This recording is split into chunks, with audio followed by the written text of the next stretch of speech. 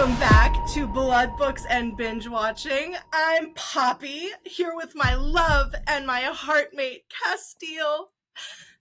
Rachel, in all seriousness, I respect our dedication. I am so happy we have committed to this. Now that we've done our reveal, let me just... Poppy wears glasses in my universe, and I want to make sure I get up close for all of you. If you look on camera, I was able to do my first scar makeup. Top tier. It looks so good. It looks so good. I'm so happy with myself. I had a good time playing with it. The scar wax that I have that I tried out, it just forms just horrible putty. Bad. Really bad. Yeah, not an ad, but I use the Marin glue or something. It's like this little capsule thing, and it has a little brush on the inside, but it's just like a glue, and just you go layer by layer and let it dry, and your skin kind of like tightens around it. So it helps it helps your skin like have this like nice scarred look. If you guys want to sponsor us, no, I'm just kidding. Yeah. Us non-dedicated cosplayers. Look at how good that job is. Look at the quality we're working seriously. with. No, and I mean, you've got a full 5 o'clock shadow, which is excellent. Yeah, baby. You look like a full podcast bro now. It's complimentary. You look like, basement yard level. Not the Toxic Man podcast, basement yard podcast.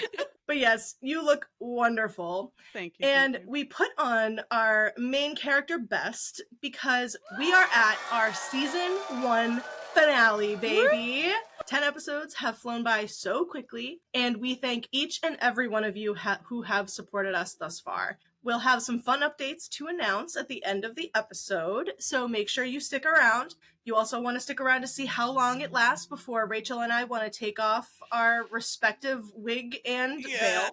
Because I have this like choker top on with this. It does the job, gets the point across. I love the cosplay I've put together, but it's really hot right now. There's no fans going. I'm just in a hot box, and not the kind that I'd prefer. And I don't mean for that to mean the farting hot box. I just realized I need to clarify. I mean weed hot boxing.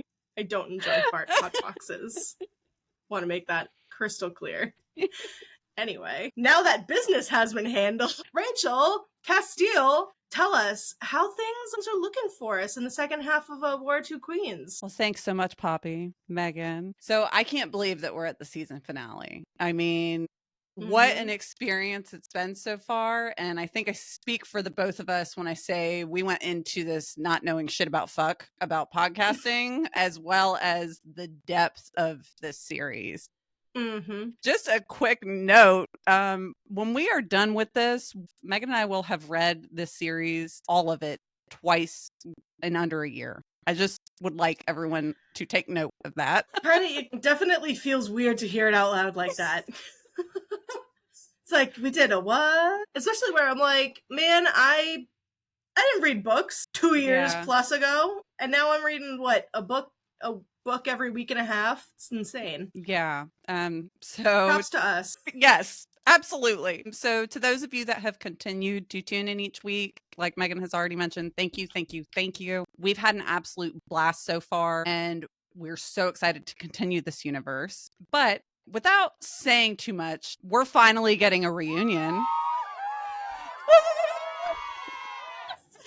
Maybe not the one that we hoped for, but Poppy is about to lay eyes on Cass for the first time in over 40 days. 40 days. So he's still held captive because Bitch is bitching, what she does best, and playing her fucked up mind games. Poppy better keep her wits about her so the group can devise a new rescue plan ASAP. I don't know what the fuck they're going to do. After that happens, who knows what this book holds? For now, we just want Casteel safe. Let's go! Let's go!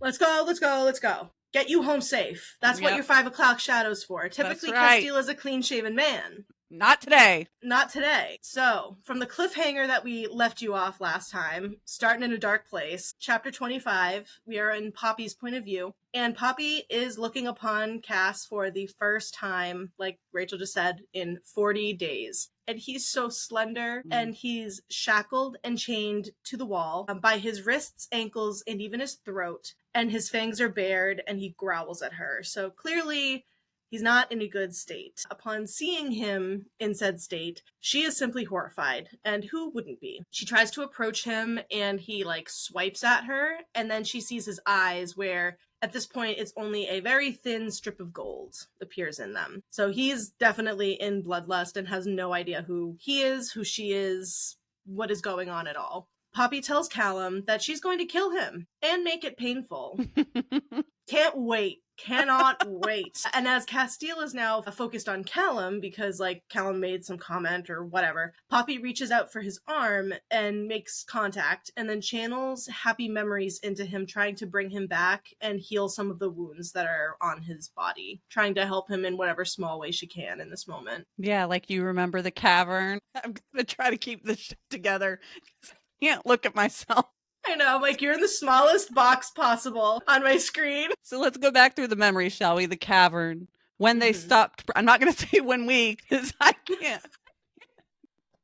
When are we going to stop pretending, Rachel? Let me not riz myself right now. Good Lord. When they stopped pretending, on their knees before Jasper at the wedding ceremony, and the way that he looked at her in the blue gown in Scion's Cove. And I think that there's one more. Let me reach back into the far depths of my brain. And being taken in the garden up against the wall. Oh, spicy. He, upon receiving all of these memories, jumps back from her and kind of like crouches down into himself for a minute and starts breathing real heavy. And then his eyes open and he calls her name. We cut over to Casteel's point of view. He sees her. Real. He thinks, my queen, my soul, my savior. She runs to him. So they're, I guess, in an open cell. I don't think it specifies, or maybe it did. I didn't catch it. Yeah. But so it's an open cell, and she runs to him, and they both like fall to the ground, holding each other. And he says she was grounding in a way only she could be. And damn, there's so much talk in this second half of this book about like grounding, and we'll get more into it, you know, when we get to that point. But I can't wait to talk more about that whole thing. And Poppy tells him that, unfortunately, they were caught, but Kieran and Reaver are safe. Raven. Callum opens his stupid mouth yet again, and Poppy tells him once more, she's like, I'm going to kill you as soon as fucking possible.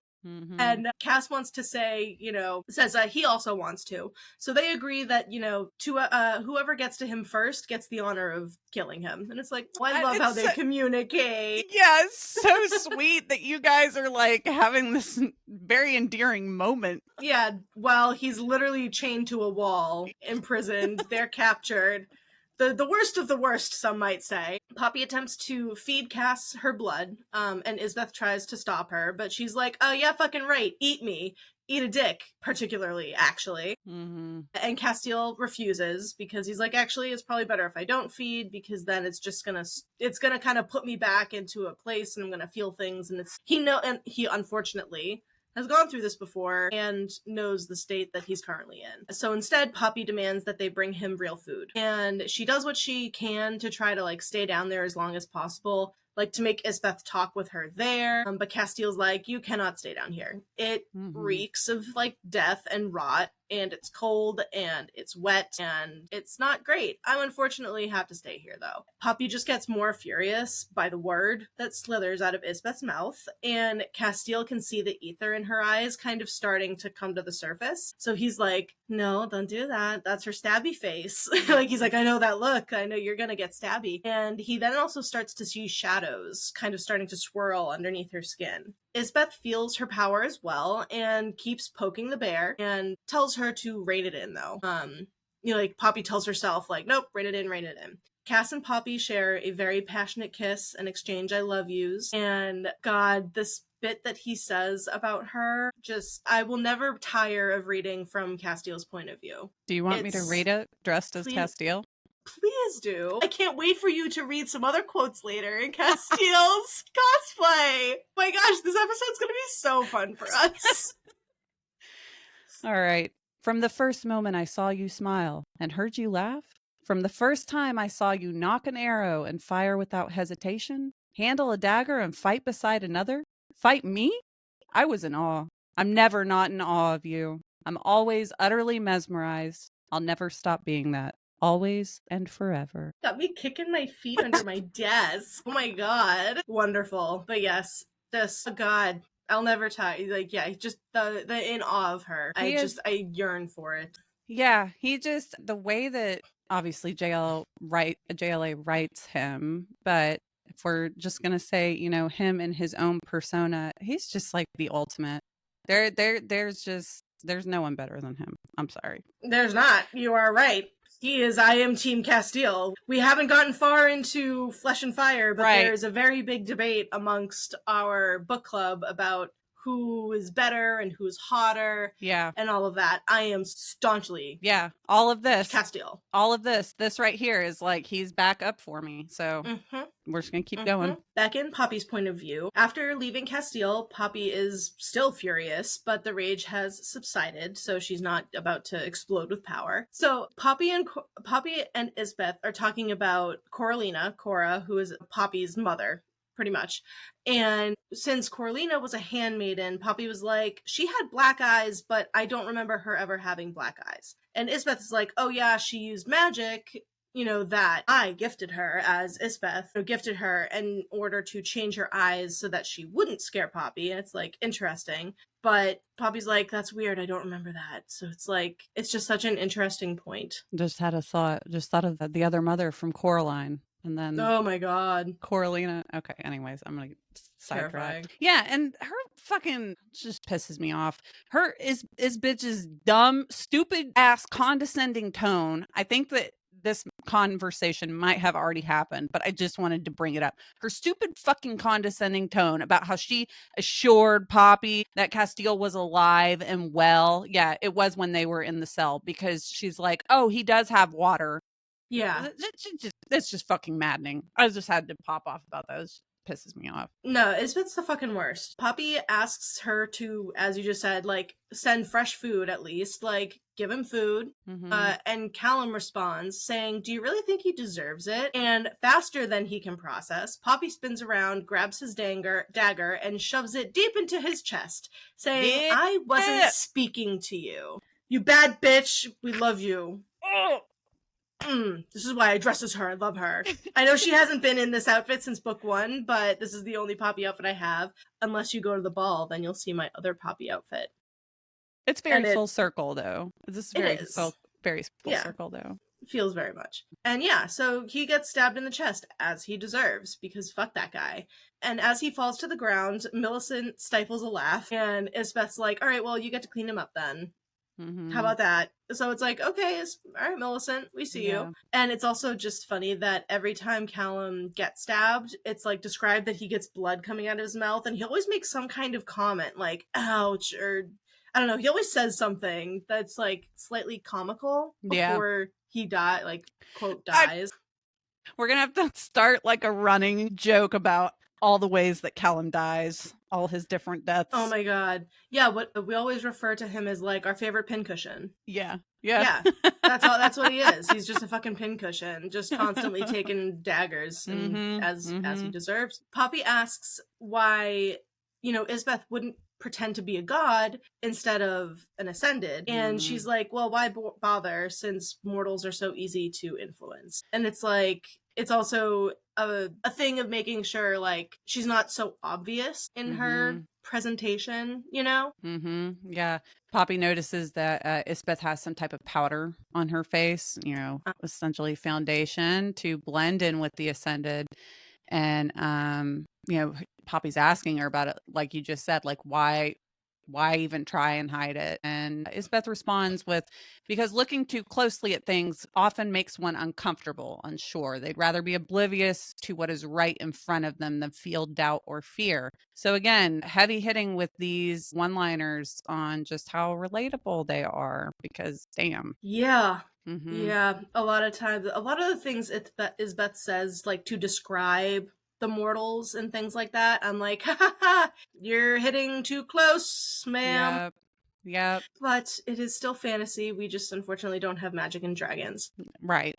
Anyway, Isbeth would rather, the mortals think that all ascended are godlike, than one person is above them all. So it's like easier to control them among the masses if they believe, well, okay, all of the ascended are of her power, therefore they must be like, they are Yeah. top tier, top level power, ranking. And Isbeth tells Poppy that, like, oh no, you're definitely the Harbinger. You just don't want to believe it yet. And it's like, no, I am not the Harbinger, actually. And as Poppy kind of looks down a very long corridor, it's like a lost memory surfaces. So it's almost like if when you smell a certain cooking or you enter a certain environment and then you get like a flash of a previous memory. And she remembers that she ventured down here as a child, and this is where she first found the cave cat in a cage. Isbeth then says, you have your father's eyes. I'm like, okay. Chapter 26. And she goes on to describe that when he would get angry, his eyes would get the same swirls of ether in them as. And Poppy's like, how did you capture him though? Like, of course, she has the questions. We also just want these answers. Like, how the fuck did you manage to do all of this? Iris apparently came to Isbeth nearly 200 years after the war ended, looking for Malek, and brought a Draken with him who could sense his blood. And you're wondering, and Poppy asks where the Draken is. Isbeth says they've been dealt with. Now, if we're remembering this Draken that Malek left with, we know Malek left with Jadis. Yep. So where is Jadis? What do you mean they've been dealt with? Right, like is Jadis fucking dead? Where is our little baby? Little baby Jadis. She wasn't a baby at that point, but like baby Jadis, where the fuck is she? I'm nauseous. Yeah, at that point it's like, okay, Poppy doesn't understand the gravity of this, but we fucking do. Upon seeing Iris, she knew that it wasn't Malek and thought maybe she could fall in love with him instead and pretend he was Malek. Isbeth, delusional. The most delulu. Are you kidding? Like, oh, well, I mean, you are his twin, so why not? It's the like, same, we're right? just gonna keep adding onto her narcissist playbook list. Yeah. Yeah. Narcissism is a fucking wild, I don't even know how they classify it. Disorder? I don't know. Personality trait? I don't fucking... God. And Isbeth tries to say that he chose to stay with her all the time. And, like, we don't believe that for a fucking second. And she's like, oh no, he grew fond of me, so he wanted to stay. It's like, we don't believe a word out of your goddamn mouth. Do you know what else is in the cursed mashups? I just finished watching the new season of You, so now I'm just picturing Isbeth as Joe Goldberg. I don't watch You, so that one's for you and any of the listeners who very, very much her. All right. See, women can be even more toxic than men sometimes. Poppy, or Isbeth rather, says like, oh yeah, he was angry, but when we came together to make you, he was not forced, neither time. And first of all, full stop, more than once, excuse, but also making a point to be like, oh, he wasn't forced and all this. And I'm like, if you have to say that, is that really true? Beg to differ. And for her, it was necessary. Like, Isbeth wanted a child, and Iris was just, like, full of lust and hatred. Like, they had a big old hate fuck, I guess, to conceive Poppy. Yeah, because like her whole explaining Poppy's conception in this point is so emotionally disconnected, which speaks to her character because that's how she is, right? She's not, her wires are very crossed with emotions, all of that. And then like her claiming that Poppy being created was an act of necessity and like, not an act of love. And like you just said, from Iris, it was like a hate fuck, and that he even tried to kill Isbeth afterwards. So I'll throw up, a trigger warning for non-consensual. It just immediately made me just think of, him being taken against his will, and just how, you know, we had that discussion kind of like when Casteel was in Bloodlust. It just, that reminded me of it so much. So not only is she just absolute scum of the earth as a mother, she's scum of the earth as a lover, on saying, I'm going to get what I want at whatever cost. Yeah. That scum of the earth. Yep. Mm-hmm. You know, and then locking him in a cage and saying that no, he wanted to be here. Like, it just falls in that same conversation. It totally does. The math is not mathing there. Yeah. And she is pure evil. She is the worst. Isbeth claims that, like, Iris isn't there, and obviously we can't tell if she's telling the truth. And Isbeth has kept him locked up to ascend the third sons and daughters in order to create the Revenants. So that's why Iris has been kept this whole time. Yeah. And they, like, it's all in this conversation too. Like, Illawarra gets brought up also. And I guess Isbeth is trying to make herself look better. And she's like, well, Illawarra, you know, she may have not known that he was a god, but she knew what she was doing to a deity. Like, so it's like, okay, are the different sides of the same coin? Yeah. Yeah. And she just, like, the fact that she's trying to be like, that's a punishment worse than death. It's like, you're not any better. This is not making you look better. Yeah, no, but I would agree that they are definitely two sides of the same coin. Like, they've both done grotesque things. Horrible shit. Yeah. Yeah, awful things. And Poppy notices a familiar symbol carved into the stone floor in, you know, the chamber that they're currently in. And they're markings depicting a circle with a slash through it, like they saw with the Deadbones clan. And we find out that it's stolen magic to keep things in or out. So it could be either or. I missed that the first time completely. And so now my brain is going even like, oh shit, what happened? Like, is the Deadbones clan, is it a formed rebellion? Yeah. Yeah, there's definitely there's more to be found out with the Deadbones clan. Yeah. I want more of them. I do too. They're terrifying, but I need more. And I love them. Yes. Back to Casteel's point of view, the handmaiden returns to his cell, assuring him that Poppy is not going to be harmed, and he can feel the hunger inside of him returning already. She kneels next to the tub that's, like, filled with water that he hasn't used, and she dunks her head in, washing away a dye, revealing, like, blonde hair that's so bright it's nearly white. And it also washes away, like, her mask as well. Like, they have the handmaidens painted masks on, and he's like, you look familiar. And then at the sound of a craven approaching, she, like, grabs a knife from her boot and throws it directly at the craven and stabs it right in the face. And she's like, oh, they're so annoying. She is so nonchalant and like, whatever. Yeah. I'm here. Our Harley Quinn. Yes. Oh, very much so. That's a good comparison. So yeah, now that Casteel gets a look at her with, like, the dye and makeup gone, he notices that she looks a little too familiar. She is nearly a twin to Poppy and introduces herself as the first daughter. The fuck? Millicent confirms that she is, in fact, Poppy's sister. My wig's gonna fall off. She is another daughter of Isbeth and Iris, and calls herself a failure. So what Isbeth had just said to Poppy about her being like, what was the quote? Let me scroll back up. Oh yeah, he was not forced neither time. Right. So, but also, so you had sex two times and you got pregnant 2 times?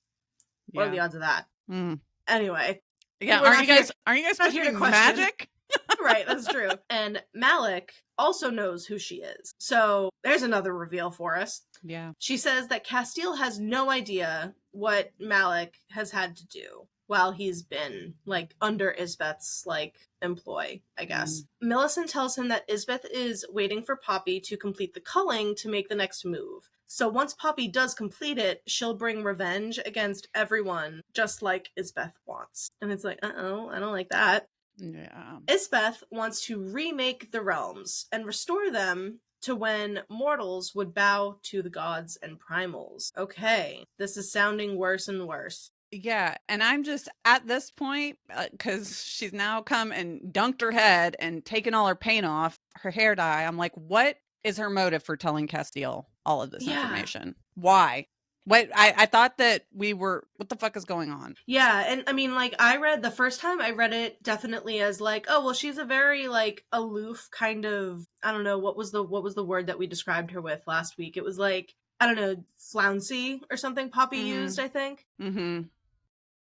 I don't know. It's like the way that she's moves and she's very like bubbly in that kind of way. It's like, at first I just attributed it to that. I'm like, okay, she's just careless and like maybe she's just doing it for shits and gigs. Right. But yeah, no, now rereading it, I'm like, why there's got to be a reason. Right. Yeah. What's going on? So after she explains further that after Poppy goes through the culling, she's going to help end the realms. So not just remake, end them, killing millions, unless Casteel kills Poppy, because he is the only one who would be able to stop her. Nope. She says, she will die in your arms, or she will drown in the realms, or she will drown the realms in blood. I refuse. No. I rebuke this entire statement. These choices are bullshit.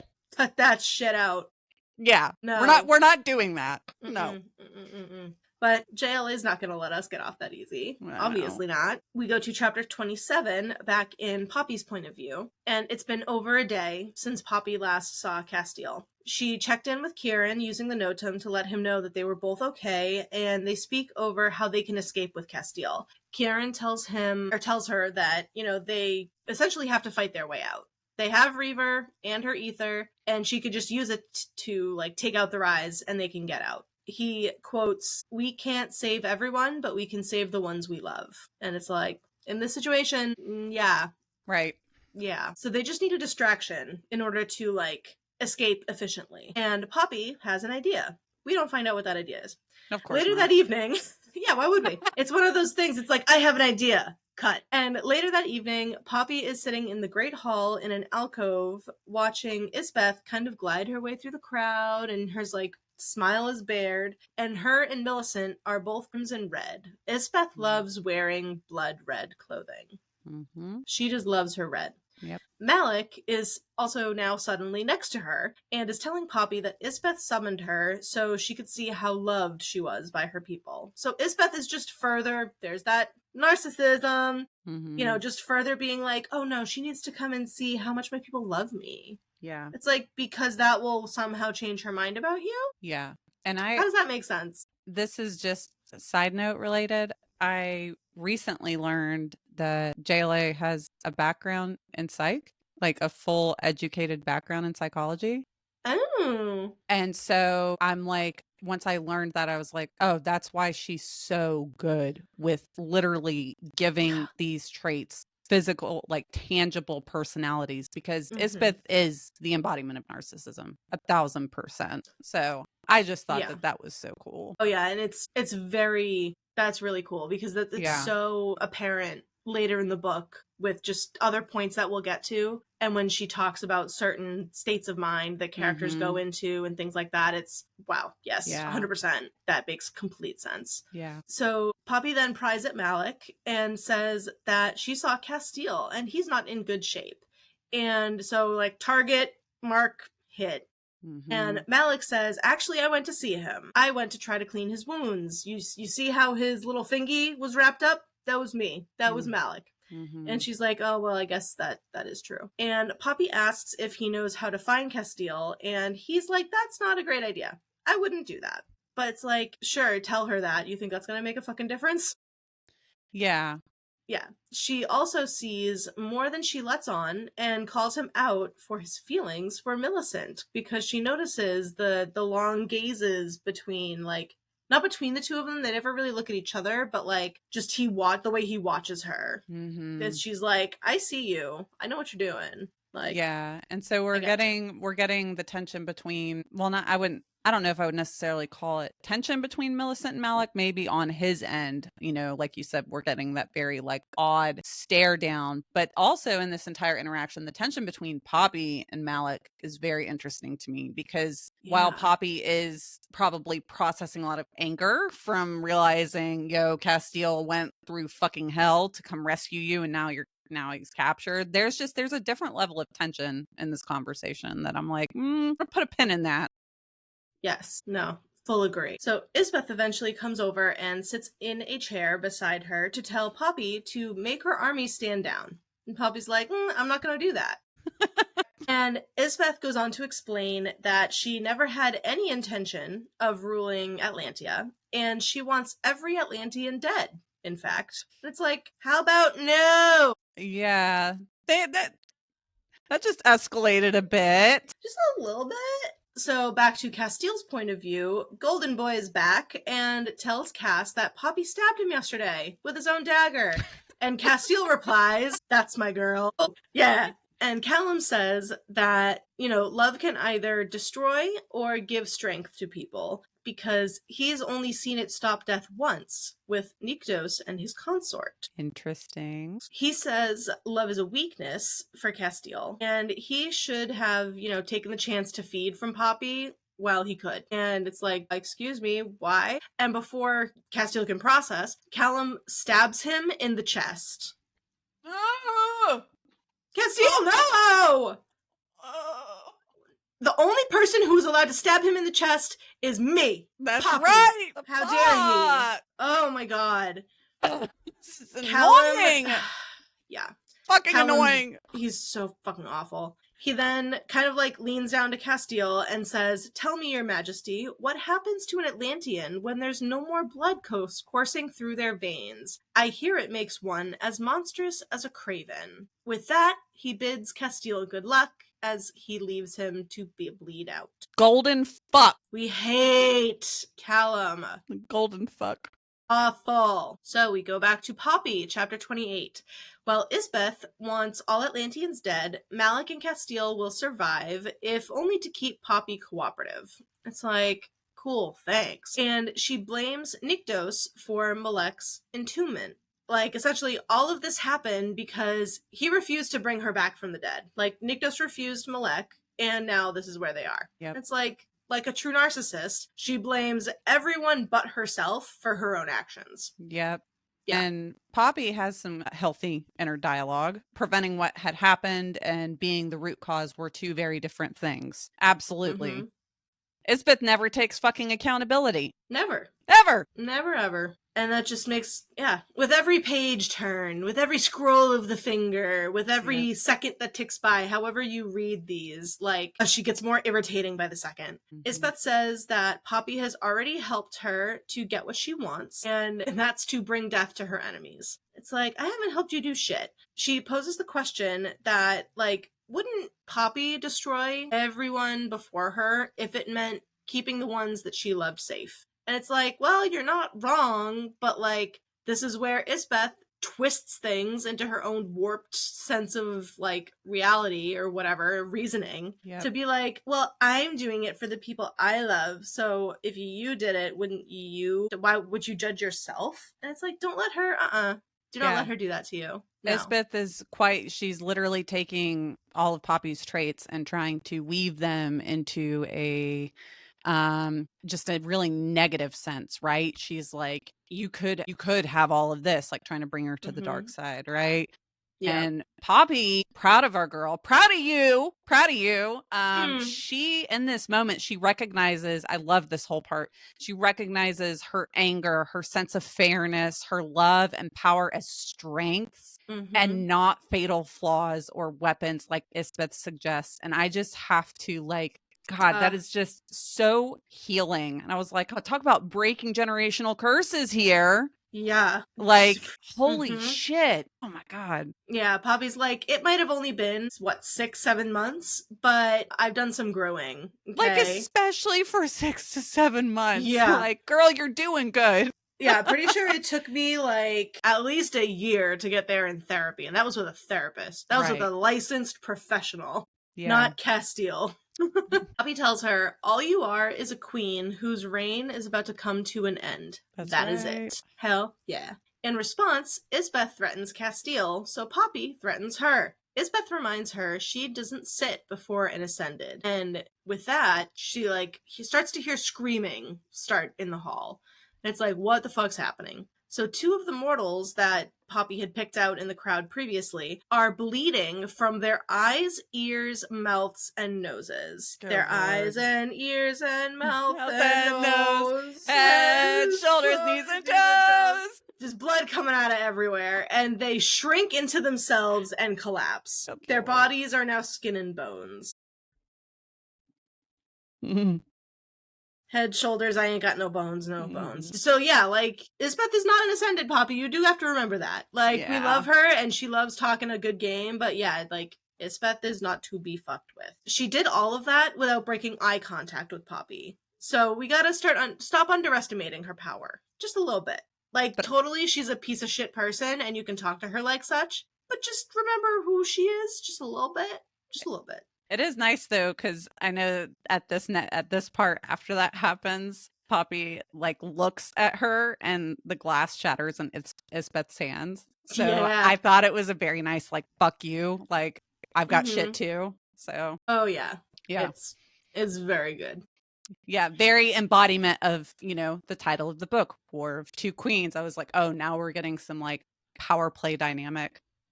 Yeah, we love it. So later that night, Poppy tests the mist, and because she wants to use it as a distraction. If it was an extension of the Primal's will, maybe she can summon it. And with summoning the mist, as we know by now, brings the Craven, which would act as said distraction. And she is in fact able to summon the mist and brings it up and over the rise, but there would be no Craven because it's like, it's only meant to cause panics. While the Craven like travel with the mist, in the sense, she's just like, nope, I just kind of conjured it and created it. And it's really cool how they describe it, kind of weaving over the rise, and it's really cool. It's a very cool vibe. It's so badass. It's so badass. I feel like in this book, I'm like, oh, this scene's good. This scene's good. All of it's fucking good.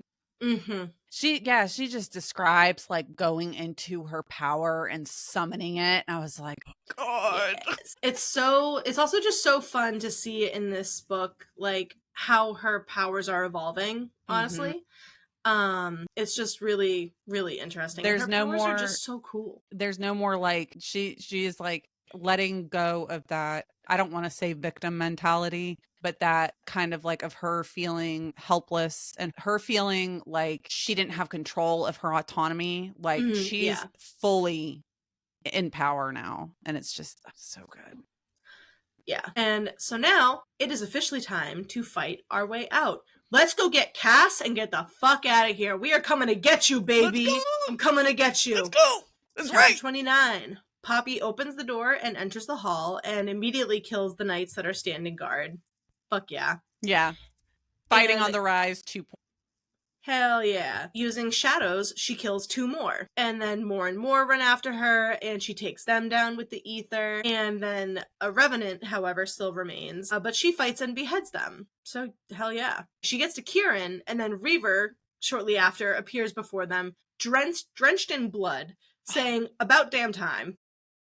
Okay. He's like, I have been waiting. I called for help twice. Okay, first of all, blood-drenched Reaver, hot as fuck. Oh my God. Hot as fuck. And Kieran, yeah, we didn't forget Kieran. Okay, I've got Kieran here with us. He's finally entered, right? I'm like, oh, we miss him. Where the fuck is he? So Kieran tells Poppy that he only knows 2 things that can summon the mist, right? The Craven and Primals. So now it's like, okay, let me get some power. And Poppy replies with, well, now you know of 3 things. I was like, okay, Rune Dannon. Rune Dannon, Crown Prince of the Valbaran Fae. 3 things. Dun, dun, dun, dun, dun, dun. Oh, hell yeah. It's so great. Entering a large hall with servants and knights, the knights start grabbing the servants and put swords to their throats, threatening to kill them. And Poppy makes easy work of them, leaving the servants standing. And she does, in fact, though, feel their terror, because now they believe who they think she is, the Harbinger. So she's like, I'm saving your life, but you still think I'm the bad guy. Tell me how that makes sense. Right. And they do make it out of the castle. Kieran warns her about using the essence so much because she'll become weakened and Cass will need to feed. So she's like, that's true. She's got to conserve her energy. And then we see Reaver take down a knight in his mortal form. This shit is the baddest. It is so fucking cool. So he tears the armor off of this knight at the neck and opens his mouth, and Reaver's mouth like unhinges and is now lined with draken teeth, and he tears the knight's throat out. And it reminds me of Pennywise in It. Like, that's how I envision him opening his mouth. So Hot Man doing that, not Pennywise the clown. Now I'm gonna picture him waiting in a sewer. Oh no! Reaver would never. He would never be caught dead in a sewer. Are you kidding? He would destroy Pennywise. Pennywise was destroyed by bullying. Reaver would bury him. Reaver buries me, and he's not even bullying me. And Kieran, in fact, at that, says, remind me to stop antagonizing him. And it's like, real? Yeah, I would. Reaver laughs as silver flames come out of his mouth and burn another revenant along with 3 other knights. And just, I fucking love how he fights. Like, the mix of his Draken power but coming out of his human form is so fucking cool. And it's so terrifying. Oh yeah, absolutely. And I love how these scenes, like these fight scenes and descriptions exactly like that, like in Flesh and Fire and Shadow and the Ember, we were given these descriptions of Nyktos in his full power, descriptions of Cass, all of them, these scenes, they just always bring us back to just how powerful these characters are. Like, yeah. Kieran gets stabbed in the shoulder, but tells Poppy he's fine. It's just a flesh wound. And like, no, she can heal. You can heal me later. And Poppy's like, no, Cass is not the only one who matters. You matter to me too. So he lets her stop him, and she heals him up a little bit at least, and takes the pain away. And they then agree to look for a tunnel entrance at the Temple of Nyktos. Reaver calls it the Shadow Temple. What? The what? Goodness, we are so surprised. Oh my goodness. What? Yeah, they talk a little bit about it, and they bring up how there was a sun temple that represented the primal of life, and how the Shadow Temple represented what? The primal of death, also located at the Lux. Fun little fact. And also, as a child, Poppy was never allowed to enter either temple while under the Blood Queen's guardianship. So I was like, that's interesting. So these are interesting facts. What could it mean? Almost was like, these things are crossing over. Because Carcedonia was originally known as Lasagna. Woo! Oh my god! What the fuck? The crossover is crossing over. They hear a shout of a craven nearby, and she's like, what the fuck? Because the mist must have called them out, I guess, which Poppy hadn't accounted for. But at least it will keep the guards occupied. But she does kind of have a moment where she's like, well, what about, like, the innocent mortals? And they're just like, no, they don't matter right now. Yeah.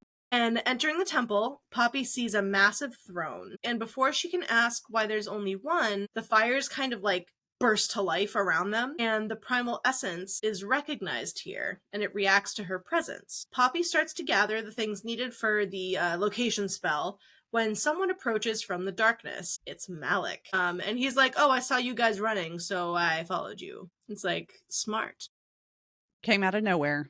Yep. He is offered to help them because he does in fact know how to find Casteel, and he doesn't want him here. And Malik also confirms that he's actually been staying for Millicent because she's his heartmate. Can't. Wild. The prophecy. That's all I'm going to say. The prophecy. I honestly, maybe I'm just stupid. I did not see that at all. I did, like, it crossed my mind because it's like, I was so stuck on this fucking prophecy, and I'm like, I'm gonna figure this shit out. Yeah. I figured out the Akatar riddle. Why can't I figure out a prophecy? And it's like, okay, well, that's going from, like, first grade math to algebra, like, 2. Yeah. So that's not even algebra. That's even more calculus, right, up and above, you know? So it's like, let's not. But it did stand out to me where I'm like, oh, okay, I do remember this whole part about, like, the 2 daughters, and, like, Millicent's been talking about, like, she's the first daughter. We now know they're sisters. And there was a part about, like, the once fated king or prince belonging to the first daughter, and then the other to the second. I'm like, there's something there. Yeah. Heartmate, though, wasn't sure if I was going to call Heartmate. Yeah. But connected, 100%. So yeah, cool reveals here. Chapter 30, as they weave their way through the tunnels, Poppy knows they may have been able to use the spell to find Casteel, but they actually will not be able to find their way back out. Malik explains that he had a slight confrontation with Callum before the horns blew, warning of the mist. And it's like, who doesn't have a confrontation with Callum? I feel like anytime you speak to him, it's going to end in something. Mm-hmm. And it was a confrontation that left his knuckles red, so he was beating his ass. Malik was on his way to see Casteel when he spotted Poppy, Kieran, and Reaver on their way. So they round a corner and hear a deep and terrible growl coming from one of the cells down the hall. And hearing that, Poppy sprints into the cell. So it's like, I am already holding my breath. I am clenched. At this point, I'm like, we're just on this nice little field trip, and then bam! Deja vu. Yeah.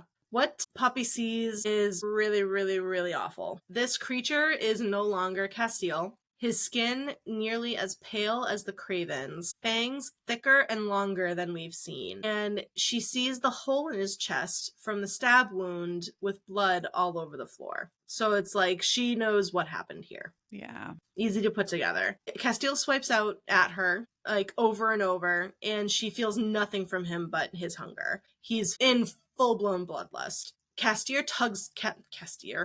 Kieran tugs her back into him, saying he's too far gone. And to that, I say, you're just gonna give up on him like that? Yeah. Out of nowhere? I just have to give context for our listeners.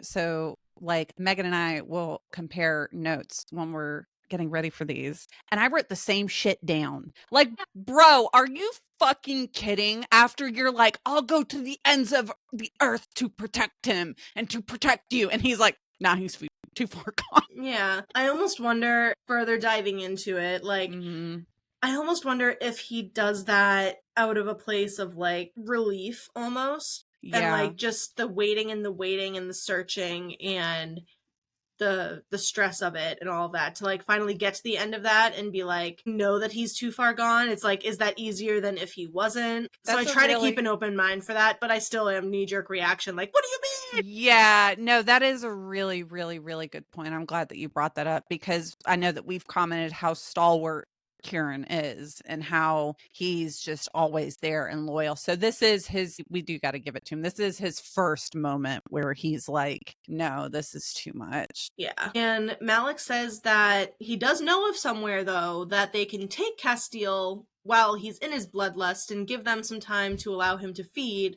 and come out of it. So Malik is not going to give up so easily. In order to get Casteel out of there, he's going to need to be knocked out. Like, they cannot travel with him like this. And Malik takes care of it. So they're like, nope, I'll take care of that. It's totally fine. And because this is so serious and I was so emotional, just to give some comedic relief, this plan to corner him and knock him out had me thinking of like Animal Planet. Kinda. Like, yeah, like cornering an animal. Where's the Irwin family when you need them?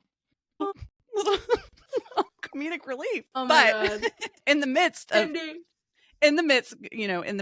just a little bit more comedic relief. In the midst of how far gone Cass is and how much he's struggling, thank God we remember to check the imprint to make sure that the Wi-Fi is still connected. Okay. Make sure that everyone's still there. And it's there. Yeah. We're good. It's there. Strong connection. Good. Yeah. Reaver breaks the bone chains using his flames, breaks them around Casteel's ankle and his neck, but the ones on his wrists will stay for now for their protection. And Malik is surprised because he's like, oh shit, you're a Draken. And Reaver's like, well spotted. Good on you, bruh. Yeah. So they knock him out and Malik carries Cass out and says they're going to a friend's place. So exiting out of the tunnels, Malik is questioned about his motivations. Like, while he's stayed with Isbeth because of Millicent, he never said he like agreed or supported with what Isbeth was doing. So he's like, hey, I might be here on the bad side, but that doesn't mean I agree with it or I support it. And it's like, you're gonna be a conflicting one, aren't you? Malik's gonna be conflicting. And I have thoughts on Malik. I will save them for the end. But yeah, he's a complex individual. Poppy realizes that they are heading for Stonehill, which is an area of the city where the lower to middle class families lived. And Malik is taking them to the home of two people named Blaze and Claritza, who are dissenters. Entering their house, they are supporters of Poppy and Casteel, and we also learn that Malik is going by Elian, not Elaine, like I first read. Right. I was like, what are you doing here? I'm like, you don't look like Elaine. What kind of crossover is right? So Elian, his middle name is Elian, given for his ancestor. And just so we get a little background on who Elian Denier was, he summoned the gods after the war with the deities to smooth over relations with the Wolven. And that meeting ended with the first Atlantean Wolven bond. So we've kind of heard that story before. Yes, we have. So he's like, oh, so he's the one. Okay, cool. So Claritza and Blaze both kneel before Poppy, and Poppy thinks that, well, I might not be their god now, but I am a god, so thanks. It's like, yeah, you are a god, Poppy, actually. They bring all of them to a room upstairs with a sturdy door. And they lay Casteel on the bed because he's about to wake up. And if your heart has started to race, mine has too. Yep. Chapter 31. Reaver goes to assist Blaze and Claritza while the rest stay to prep for Casteel waking up. And Malik tells Poppy that they have no idea who he is. He's like, hey, so yeah, I go by Elian for a reason. They don't know that I'm Malik, Prince of Atlantia. Cool. And then, out of nowhere, Cass's eyes open, and they are pitch black, not a hint of gold to be seen. Kieran is not a fan of the plan that Poppy has in mind, but she's like, he's gotta have my blood. It's what's gonna be best for him right now. It's like the only option. I'm the strongest one, but first I have to touch him in order to like heal him and bring him back a little bit. Otherwise he's just gonna fully kill her. I was literally pacing the entire time reading this. I was stressed as fuck. It's very stressful. It is so stressful. Very stressful. So Kieran holds Casteel from behind as Poppy uses her gift on him, and Malik reinforces the hold as Casteel is like thrashing and trying to get out of their hold. So that he is being restrained by two very strong men right now. A little hot. Suddenly, with Poppy's touch, he kind of goes rigid, and the ether starts to do its work, and it does. They bring a small sliver of gold back to his eyes, which we know is a good indicator. Poppy tells him to feed, offering his, I believe her wrist, but he tells her that he can't. And he pleads with Kieran and Malik to get Poppy away from him. Like, his first conscious moments, he's not even realizing that he's been saved, I don't think, at this point. No. But the first thing he does, he's like, get her away from me. I can't kill her. And he needs some coercion, though, in order to kind of start feeding, such as smelling her blood. So Poppy cuts herself and tells him to feed, and he's finally unable to resist, so he does. And all Poppy can feel from him is like the cold and the pain. So it's like he's feeding like an ascended. And it's like, oh, that's not good. But he's obviously not doing it on purpose. So she starts to send him positive memories, all the ones that she can. Some duplicates, some new. And this causes Cass to stop feeding from her wrist, snap open her cloak, and take her to the ground, biting into her neck. Yeah. So he's like now on top of her. Kieran just responds. I love when like modern phrasing peeks its way into these books. Yep. So Kieran just goes, nope, that's a nope. He's like full security guard during this entire season. He is. He's like, I had to be babysitter before, but now it is up to security guard. So adding into our calendar, we have a fireman. We have a baker. We now have a security guard. Yeah. And the rugby player. And rugby Kieran. Poppy tells him it's fine. If they stop him now, it'll just be worse. He needs to keep drinking from her. And Kieran makes a move to like stop her still, but Casteel like pulls her up against the bedposts on the floor. So she's now like, I vision her like sitting up almost, and he's like just engulfing her, like shielding her from everybody else. Yeah. It's like, I almost picture like a dog when they're resource guarding almost. Yeah, absolutely. But yeah, just like super protective, animalistic, snarling, like, get the fuck away. This is mine. You better not touch it. It's mine. Yeah. So it's like, it's still very tense. It's still real nervous here. And Poppy's like, it's fine. He's fine. He's fine. Oh, what's that? What is it? A vine? He's like, oh no, it's all right. He's friendly. He don't bite. And he's like, yes. So as Casteel drinks and drinks, the bite starts to turn from that sharp, dull pain to a more intense heat, like we know and love. And focusing on his emotions, Poppy starts to feel something familiar, sweet and warm, the chocolate and berries of love. Love. Yes. So now, shifting Poppy underneath him, Casteel lets out, so I guess she wasn't underneath him before. Like I said, I couldn't keep track of their positioning here. The mechanics of this area are a little questionable. A little fuzzy. Yeah. Either way, at this point, we get the clarification that Poppy is shifted underneath him, and Casteel once again lets out a low growl, but a different one than before. So it's not a possessiveness growl, it is a horny growl, if you will. I will not be doing that. Thank you. I appreciate that. Because while we've been doing this for many, many hours, it's still episode 10. We gotta give ourselves room to grow into it, you know? Yeah. We already said last episode, we don't blow our load here early at Blood Books and Binge Watching. We're slow burning here, okay? So Poppy starts to feel the spicy, smoky scent, and Casteel is also hard. Kieran, unfortunately, steps in to pull him off her, but he still is refusing to let her go. But he does stop feeding, and Poppy cups his cheeks and lifts his head to hers, sees his eyes are back to normal, and then he calls her my queen. He's back! Yeah. Oh. So sweet, so nice. What's next? Cue insanely hot smut. Because we've had to wait a whole half a book. So JLA said, here you go. Eat up. So Poppy goes to kiss him, and he turns, saying in her ear, I can't feel your mouth on mine. If I do, I'm going to fuck you. I'm going to get so deep inside you that there will be no part of you I don't reach. Right here, right now. It doesn't matter who is in this chamber. It's already taking everything in me not to be inside you. I'm just gonna hide behind the plush. And all I can say to that is I need to save that and bookmark that for a Romantasy Roulette submission. Oh, 100%. 100%. Because, hot damn. Yeah, we'll be bookmarking that. Uh-huh.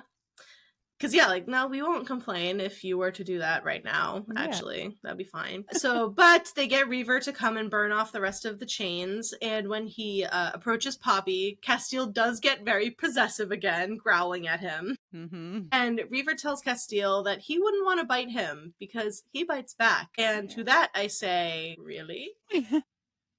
Tell me more. I want to know what it's like to fuck a Draken. I'll just come out with that. Give it to me!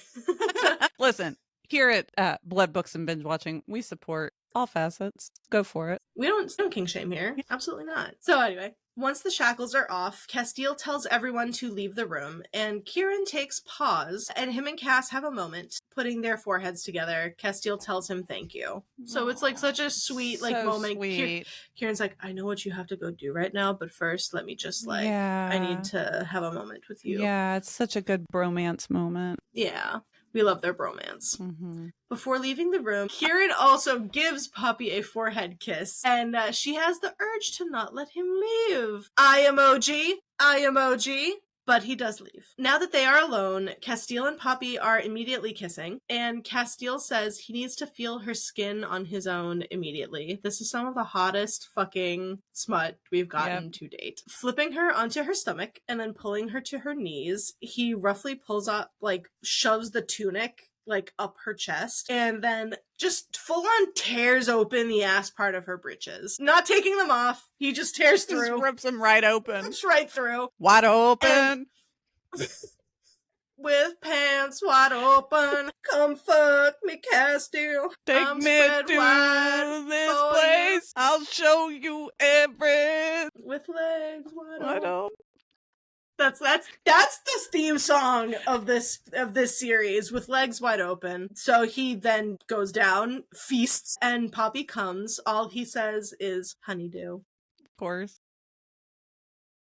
But he ain't done with her yet. He's like, you thought that was it. please. So now he pulls off his own pants and he just lets buttons fly. There is no undoing of anything. It is ripping clothing, and I love it.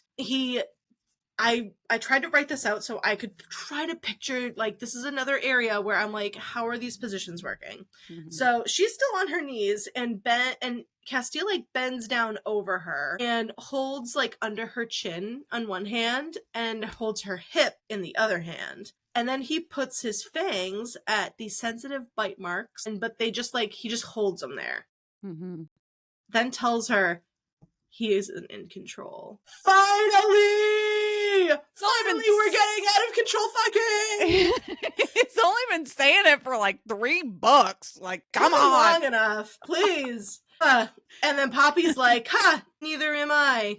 And they fuck. The force of him as Poppy is pressed into the floor, bare-chested, and then he lifts her up so that she's like flush with his chest, and he feeds and fucks from her, and then he lifts her off the ground. Oh my lord, we're just going all over the place. And then he like puts her on her feet, faces her towards the headboard, or the bedpost, I'm sorry, and says, "Brace yourself, my queen." Oh my god. I'm in shambles. And at this point, fully, I don't care what hate I get, hold on to the headboard, pales in comparison. Yep, absolutely. Absolutely. Has nothing on this. I will listen. Nothing. We will hold this hill down. We will fucking stand on it proudly. Yes, blows it out of the water. Cassian's a good fuck, but brace yourself, my queen. Hello. Oh, hello. I am undone. So he's holding on to her hair and like pulling her head back. He continues to feed and fuck from her, and then moves her so her hips are, what does it say? Oh, it's like, so then she's like no longer at the bedpost. She's at the foot of the bed, bent over like the footboard or whatever you call that. Then he flips her over again onto her back and then pulls her to the edge of the bed. And then he freezes and stares at her chest. And then he sees the ring that she wears around her neck. He promises that they will never be apart again and dips his head to feed from her breast, and they then come again together. Always and forever. They come together always and forever. Come together. That's their theme song. Come together right now over me. There was a lot of messy. Messy. That scene was very acrobatic. They're doing a lot of parkour. They're flipping and lifting and fucking doing bending and yeah, it was something quite interesting to try to write out, to be like, I can't even keep track of how I'm supposed to be describing this. I'm like, he's flipping her, and then she's off the ground, but then she's on her back, but then she's at the front. I'm like, just sell me the penises and the vagina. We're good. Are they going to Pound Town? Great. So, Chapter 32, we get Casteel's point of view, and this is not the first time in this book it's going to happen, but Casteel just takes a moment to take in Poppy's features. You know, he looks at how long her hair's gotten, he notices that her face has gotten thinner, as if she hasn't been eating well, and he knows why, and our hearts ache for them. And he makes a note to be like, no one probably even noticed that her face was thinner, but I could tell. And it's like, because she's a chubby girl, so people don't always notice when chubbier girls lose weight, but he noticed. And that also just hit something for me. Yeah. We see that he's needed to have eyes on Poppy constantly to stave off the PTSD flashbacks that he is constantly trying to battle. And this is kind of what I touched upon earlier with how you said JLA like studied mental health and mental illnesses. Like, it is so apparent in these scenes. The wording and the way that he describes, like, he was just in the bathroom in the dark and all of a sudden he was thrust into that memory, feeling the chains on him. And he essentially like snapped out of it holding a razor blade, and Poppy essentially just came, stood behind him, hugged him, and just was a solid presence until he kind of was able to fully calm himself back down. Yeah. And, you know, while I haven't had that intense of like PTSD moments, you know, there have been many a time where that will happen at night or after a nightmare or something. And yeah, it the world of difference to be able to just like hold on to something or someone that like grounds you like that. Yeah. And to have, that just solid presence that, you know, I'm like, this is where I am. This is where I'm safe. I know I'm okay. Mm-hmm. So I loved how she describes that. Their bond is just so fucking precious. Like, it's so special. They get each other on such a molecular level. And I know it's like, oh yeah, they're heartmates, whatever. I'm like, yeah, but there's just, it's even just beyond that. Like, there's just something about them where they fit like the truest puzzle pieces. Mirror Poppy, images of each other. yeah, very much so. Later on, Poppy is helping Cass bathe and helping him through the anxiety that comes with it, given his, history with taking a bath. Granted, it didn't happen this time, but obviously still being in that same environment, it's gonna be like a fresh memory anyway. So Poppy decides to distract him in this moment by telling him that the pants that he ripped earlier were her only pair. And he says, well, I'd say I'm sorry, but that'd be a lie. It's like, there he is. Now we got him back. Open. My best friends and I sang that on a cruise the entire time. Wish I could have seen that. It's great. As she washes him, he catches her wincing and asks if it's because he was too rough with her earlier. And she says no, it's just a small headache or pain in her jaw. And we're just over here like, side eye. You have a pain in your jaw? What? But they move on. She's like, no, it's just a pain. It's fine. Give me some Advil. And she also tells Cass that while he was captive, she fed from Kieran, and their experience was not like how her and Casteel usually are. He's like, well, I wouldn't care if it was, but I'm glad that, it was Kieran and you were able to feed. And then Posty.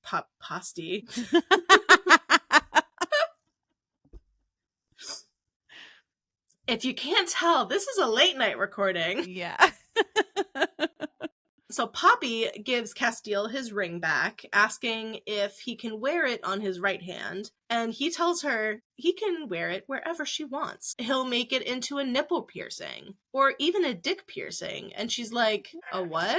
You can do that? And then, like, they have this moment of going into talking about how the dick piercing works, and he's like, yeah, since it feels good for the guy, I've heard it can feel good for the girl. And she's like, the finger will do for now. And it's like, you guys are gonna get into some freaky shit after this war, aren't you? You're gonna get some freaky shit. And like, yeah, we're not even just wait. We haven't even gotten to like half the smut scenes in this fucking book, and we're more than halfway through the book. So it's like, ooh, thank you, JL. So Poppy places the ring on his finger and things feel right again. And she tells him, you're my shelter, Cass, my roof and my walls, my foundation, and I am yours. He tells her he's not completely fine, but he will be. Yeah. So Casteel steps out of the tub, and Poppy offers to dry him off, feeling particularly helpful at the moment. And this whole scene just oozed of Nyktos and Sarah to me. 100%.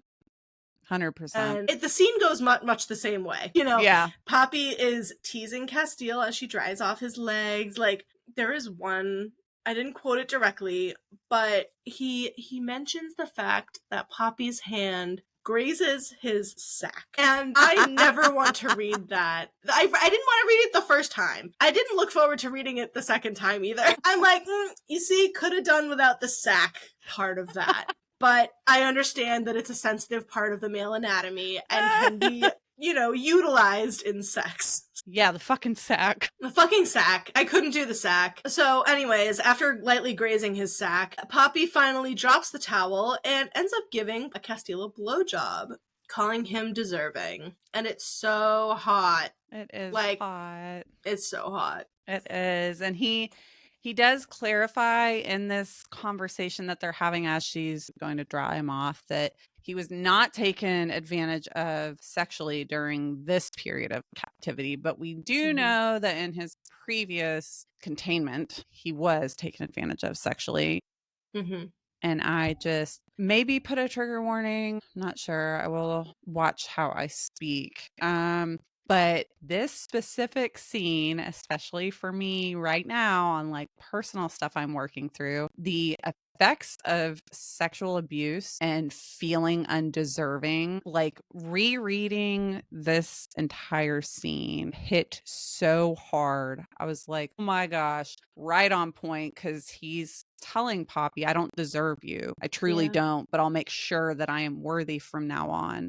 And then Poppy goes on to tell him, then I'll make sure you realize you already are. So having just such like personal connection on this level just adds on to what Casteel is coming out of, right? Yeah. The PTSD from the bath and the PTSD from being taken advantage of sexually and just what that does to someone, you know? Yeah. So cue. Now we can roll into the hot smut. I just had to give him his Yes. moment for that. Oh, of course. It's a very important moment, so I'm glad you did. So, yeah, then not being able to resist from there, Casteel lifts Poppy to her feet and carries her to bed, where she gets on top and goes to town. She bends down over him and brings her boob to his mouth, telling him to feed. And he does. And then they both come again. And yeah, once again, after being deprived of smut and suffering through Casteel's torture and capture for the first 55% of this book, thank you for providing in the drought.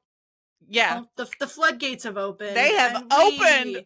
They have opened. With arms wide open. Wide open. Wide open. It's all wide open, you know? So just thank you, JLA. Thank you, Jennifer L. Armentrout, for providing. Because damn if we didn't deserve it. Yeah. You put us through enough. Panic strikes because after they both finish, he realizes that he splooged inside. And he hasn't been taking his birth control, you know, given the capture. But not to fear. Poppy's got herself covered. That's she right. went to Vanetta, and Vanetta gave her like a tea or some remedy that prevents pregnancy for women. But, you know, I did want to note, even in a world where the contraception is for the men, you know, pretty much as far as we can tell, as it should be, Poppy is still stepping up to take precautions of her own. So it's like women still going the extra mile. You know, love that. They have a conversation about not having a baby due to, you know, the war times and decide that they will simply do it later. Spoiler alert for A Throne of Glass. I am looking directly at you, Kale and Irene Westfall. Directly in your fucking eyes. Because what do you mean you went into Kingdom of Ash pregnant? Irene, you're a healer. What do you mean you went into that battle pregnant? I was pissed about it then. It got me pissed about it again now because I'm like, Casteel and Poppy, we think things through, okay? We have the common sense to be like, hey, you know what? Maybe bringing a child into the world right now is not such a great idea. Maybe we should pin this. I'm sorry, before I get too It's okay. It's all right. More passion, world. more energy, more passion. Yes, I get passionate. Fucking pissed. I'm such a Kale hater, so any chance I get to hate on him, I will take it. Yeah, Kale can not rot. He redeemed himself, but we're not talking about Throne of Glass. So Casteel confirms that Iris is indeed being kept in Carsodonia in Wayfair. So Isbeth lied about where she was holding him. Of course. What a shocker. Yeah.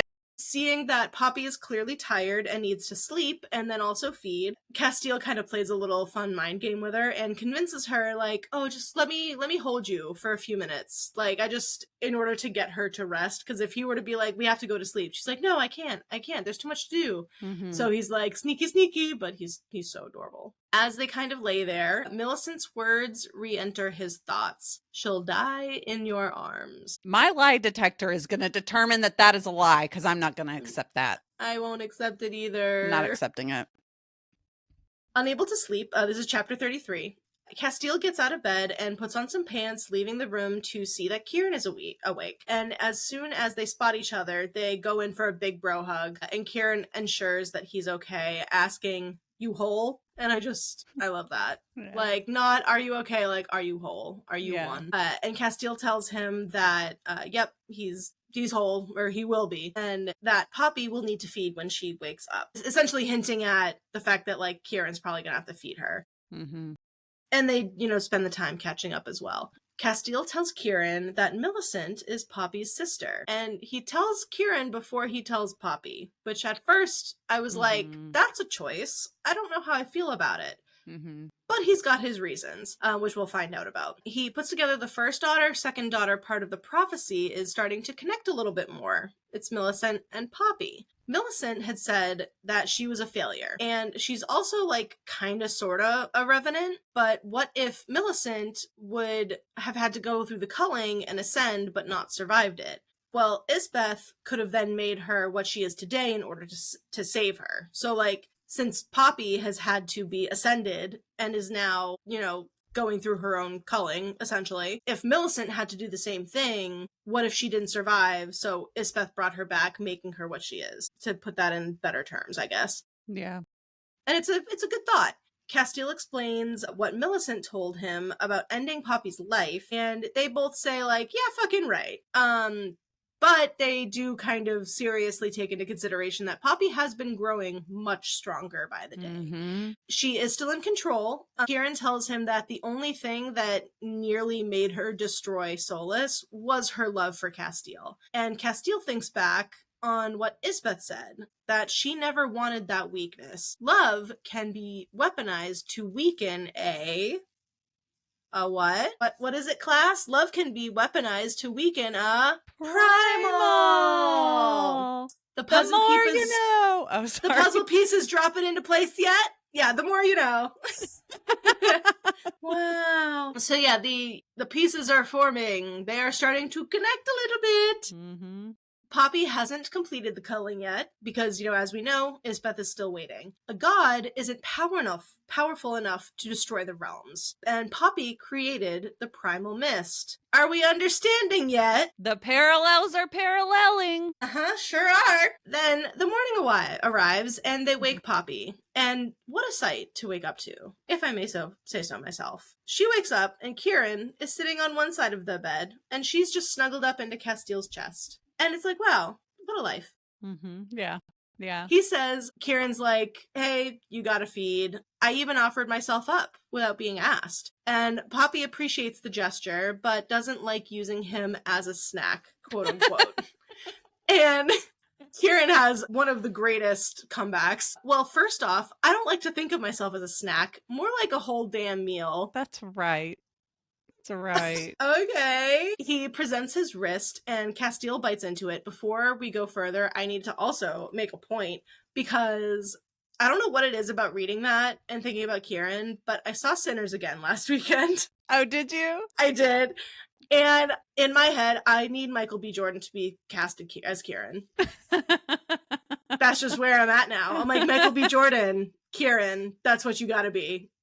And it's the thing. Seeing him, seeing him with, like, the vampiric, no, that did it for me. So anyway, Casteel presents his wrist, and Casteel bites into it to, like, draw blood. And then Poppy starts to feed while Casteel rests his hand on her hip, and she's, like, got a hold on Kieran's wrist in one hand, and she's got, like, holding Casteel's thigh in another hand. Casteel is watching her drink and starts to see kind of the color return to her face, so it's clearly helping.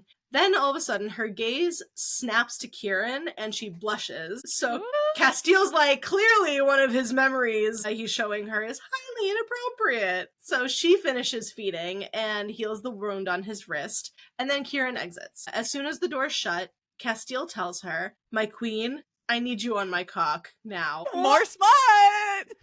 I swear, it's been like every other chapter. I swear.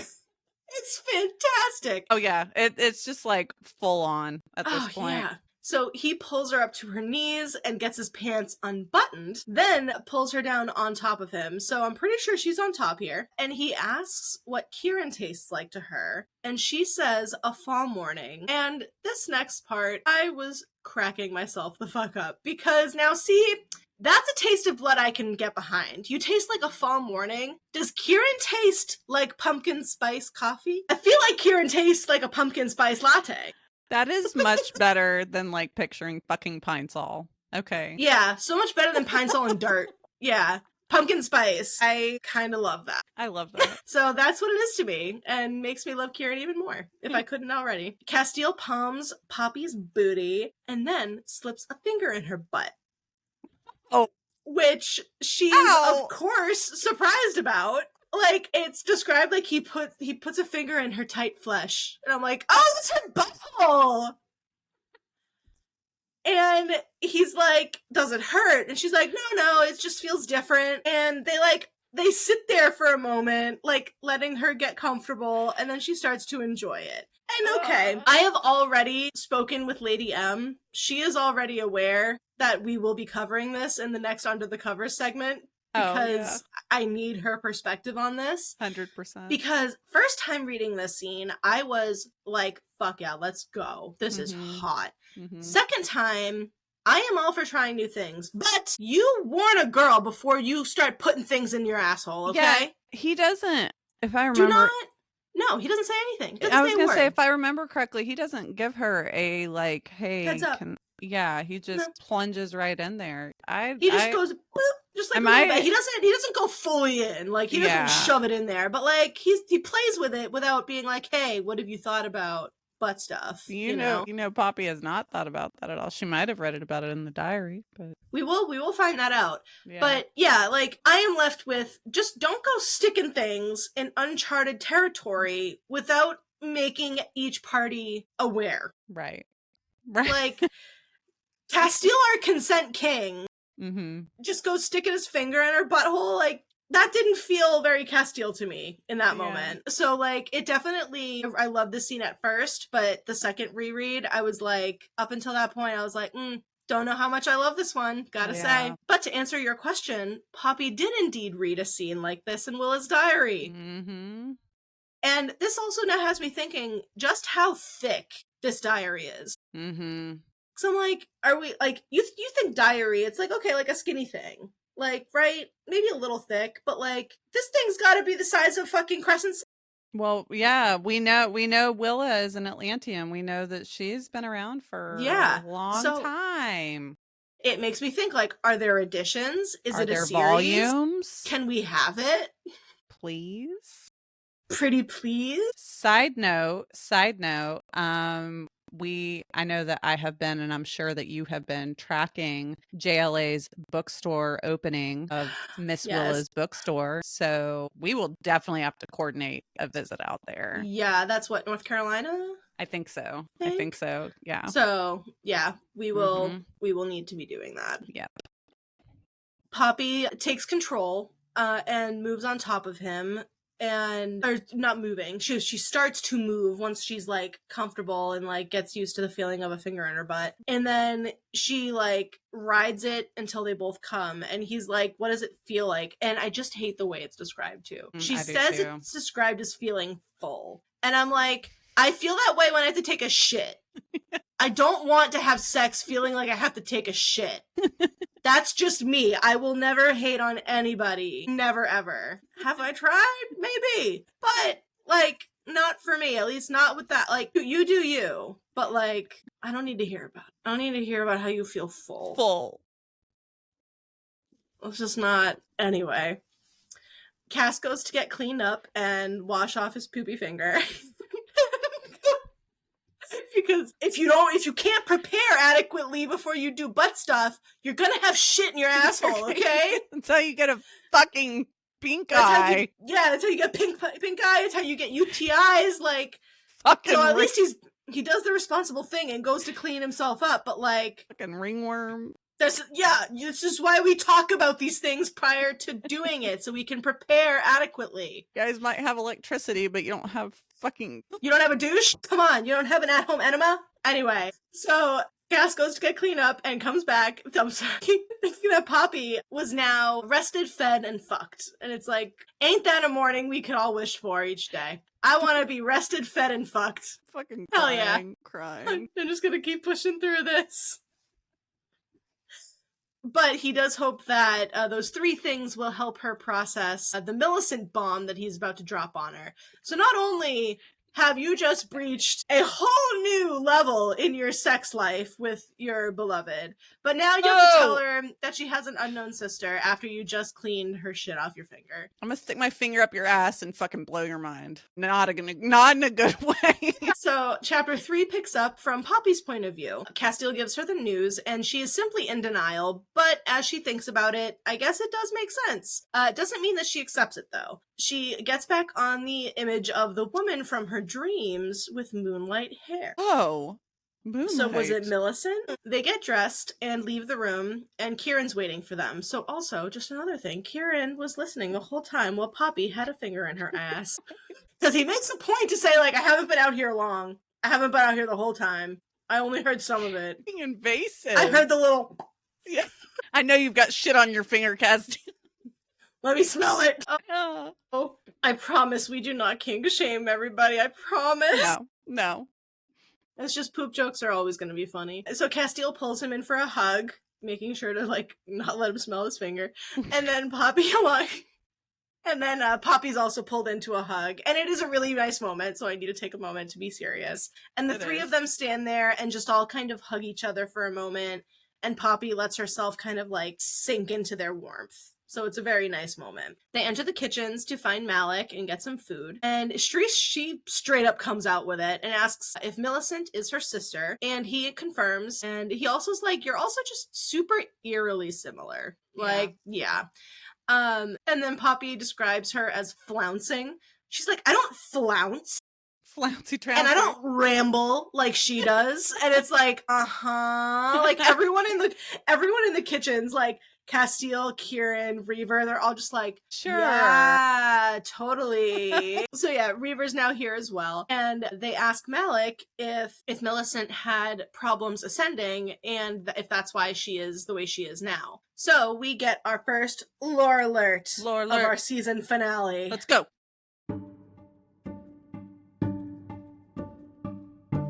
So about Millicent, so she did have trouble with her ascension. She needed really strong blood from a god or descendant of the gods, such as an Atlantean. And it wasn't his own blood that they used, though. It was Casteel's. And from the first time, and they used Casteel's blood like from the first time that he was captured. But unfortunately, his blood was not strong enough due to the captivity and the treatment that he was under. So Callum instead showed Isbeth what to do in order to make her a revenant. Casteel fills them in on his meeting with Millicent, but leaves out a piece of vital information. Says some things she said could be true, but other stuff, that's some bullshit. So he's telling them all of the stuff, except for the part about how he has to kill Poppy, leaving that out. Mm-hmm. Poppy presses him on what she told him. Like, what did she tell you? Tell me. And then Malik taunts him, saying that he's just in denial, and, I can't blame you. Who'd want to believe it? And Poppy's like, believe what? And then she starts to feel out with her gift, and Casteel is blocking her. So she's as if the flags weren't up before. God. They are way up now. Yeah. Malik says she was created for the same reason that Millicent was. And Millicent we're going to call Millie. Malik calls her Millie, and I thought it's really cute. Yeah. So Poppy was created for the same reason that Millie was, but Millicent failed her ascension. Poppy didn't. So Poppy will remake the realms, and she's like, well, that's not news to me. Mm-hmm. He shakes his head, and he's like, silly, silly girl. In order to remake the realms, Poppy needs to destroy them first, and she can't do it now, but she will be powerful enough after completing the culling. But still, gods still couldn't be able to do that, because Poppy is a primal born of mortal flesh. She's a motherfucking primal, baby! So yeah, the mist and the culling part of it and whatever, like, there's just all the puzzle pieces are like boop, boop, boop, boop, boop. Yeah. And the puzzle reads, you're a primal. Da, da, da. So yeah, what a reveal. Like, as if this wasn't like a wild ramping up of her story over these last few books. It's like, oh, you're just a mortal. You're actually a part Atlantean. You're actually a god. Oh, you're actually a deity. Actually, yeah, you're a primal, which is the highest you can go, pretty sure. Don't think you can get much higher than that. With all of like the subplot realizations. Oh, your parents aren't your parents. Oh, your brother's not your brother. Mm-hmm. Yeah. Oh, so chapter 35 picks up and Reaver confirms all of it. And he's like, I figured that you knew at first, but then he says, then I saw how much you didn't know and decided I wasn't going to tell you. And then he shrugs at Casteel. He's so cunty. Oh! He's so cunty. I love him so much. He's very cunty. I love him. Such a good way. I love him so much because I'm like, I am Reaver. Reaver's so fucking, oh my god. I love him. I love him so much. He's so great. He says the creating of the mist, along with the ether in her eyes, are signs that she's close to completing the culling. And Casteel says that he doesn't know what to call her. Do I call you Queen? Highness? Those don't seem fitting. And she says, just call me Poppy. And he responds, do you want to read this one? Makes me swoon. I'll call you whatever you like, as long as you call me yours. And I'm pretty sure everyone around them in this moment just like lets out the biggest groan possible. They do. They're like, oh, brother. God. And I think Kieran's like, yeah, they do this all the time. Yeah. Like, you guys gotta get used to this. This is nothing new. So how is Poppy a primal and not Malek or Iris? And Reaver's like, well, I can't answer that. Only the primal of life can answer that. It's like, great. Let's just go wake up Nyktos, I guess. Because that's easy. So Poppy's existence is now brought into question. And, you know, as we know, she was named after the goddess Penelope, who first spoke the prophecy that talks about her. Yeah. Isbeth wanted to gain some luck with the Ere with that move. So she's like, oh, if I name her after, maybe it's even more likely the prophecy will come true. And Poppy's like, well, I'm not gonna be used. We've been over this. I am my own person. And hell fucking yeah. Malek says, well, you've kind of already started taking part in Isbeth's plan because she ascended like the prophecy stated.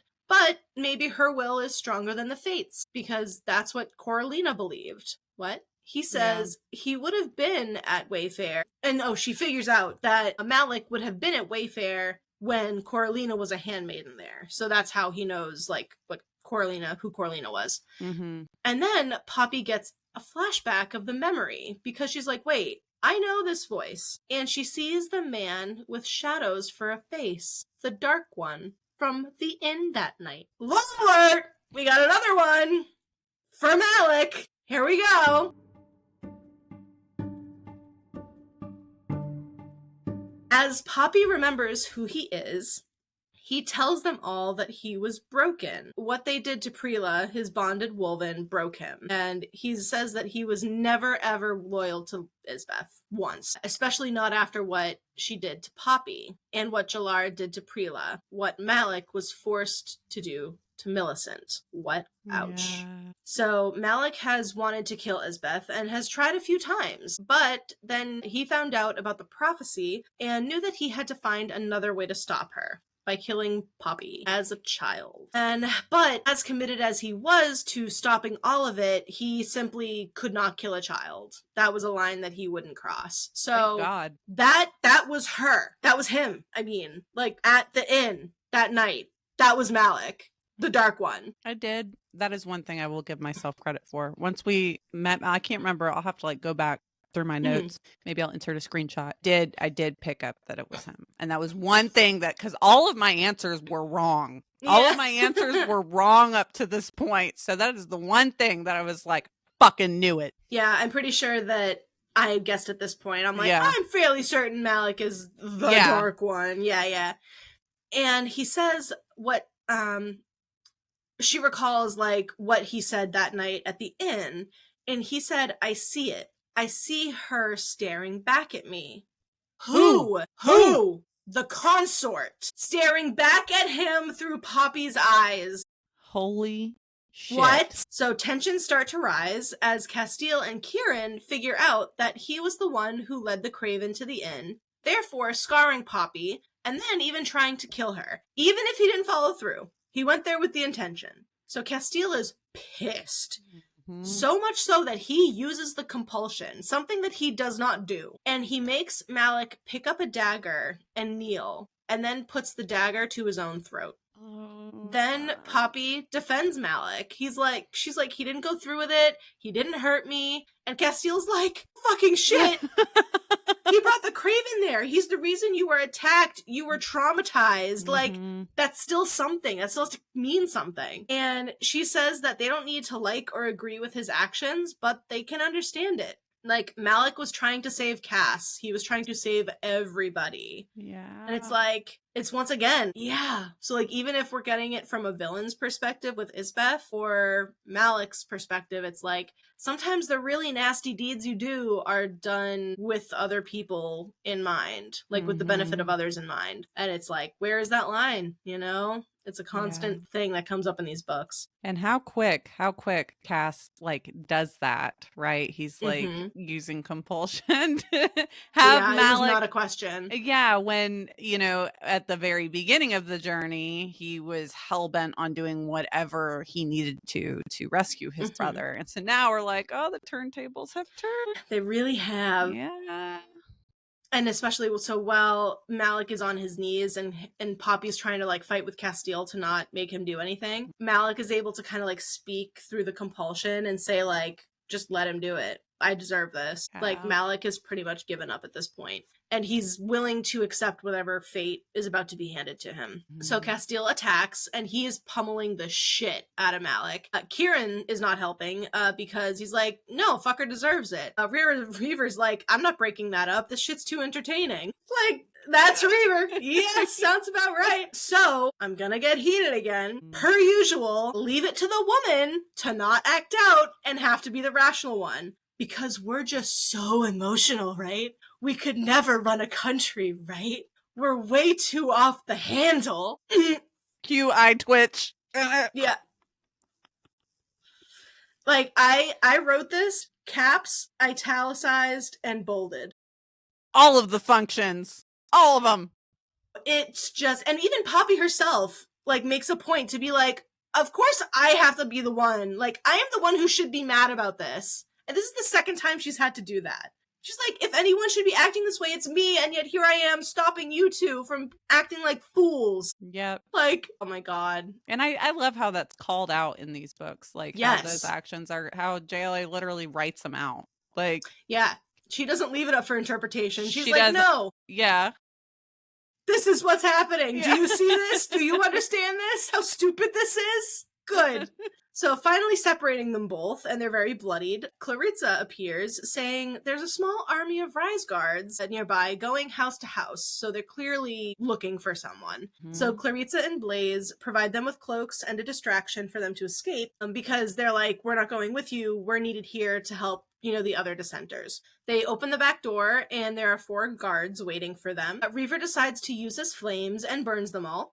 Love so him. They're like, cool, thanks, love that. Poppy and Cass hear some ruckus from the front of the house, and so they're like, we can't leave them like this. So they go back to help defend the home that gave them shelter, and Casteel gets to see Poppy use her new powers. And wow, what a surprise, he finds it incredibly hot.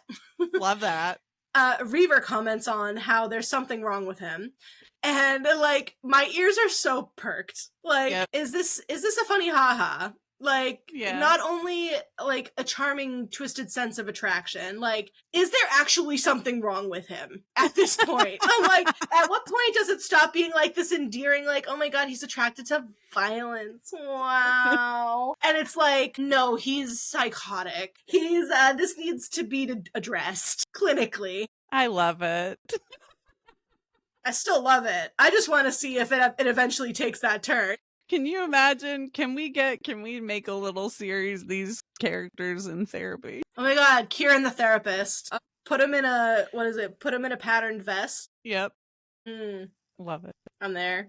Add it to his jobs. Yep.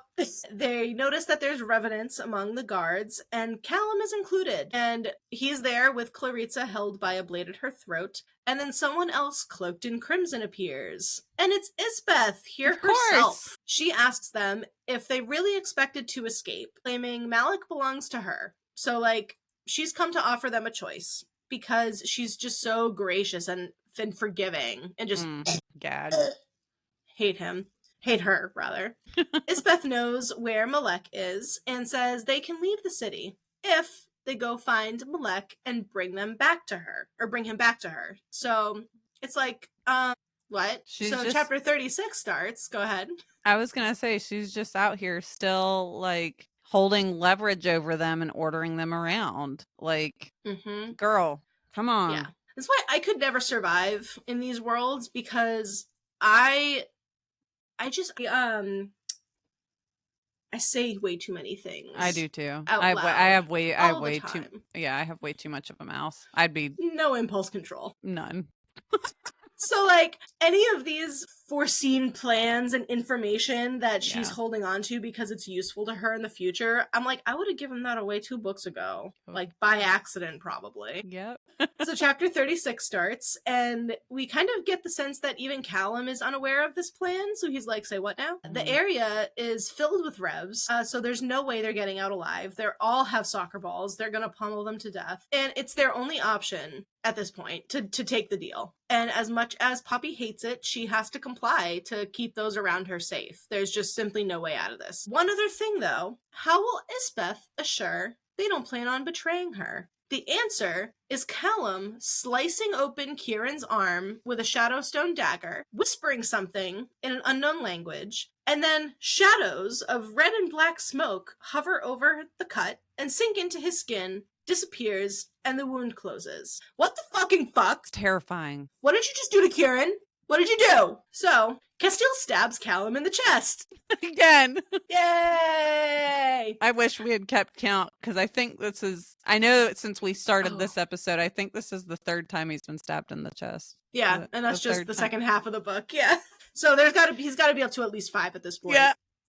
Dang, we should have made a mini ranking system. Yeah. Of like, here's Callum's deaths. Here's how we rank them. Y'all get ready for season 2, because we're going to come swinging. So Callum slumps over dead. For now, the curse Callum just placed on Kieran has a time limit, Isbeth explains. He'll be fine as long as they return with Malek in 2 weeks. Bitch. No. Isbeth hands over a ring that Malek gave to her so that it will help Poppy in finding him. And she's like, it's all that I have left of him.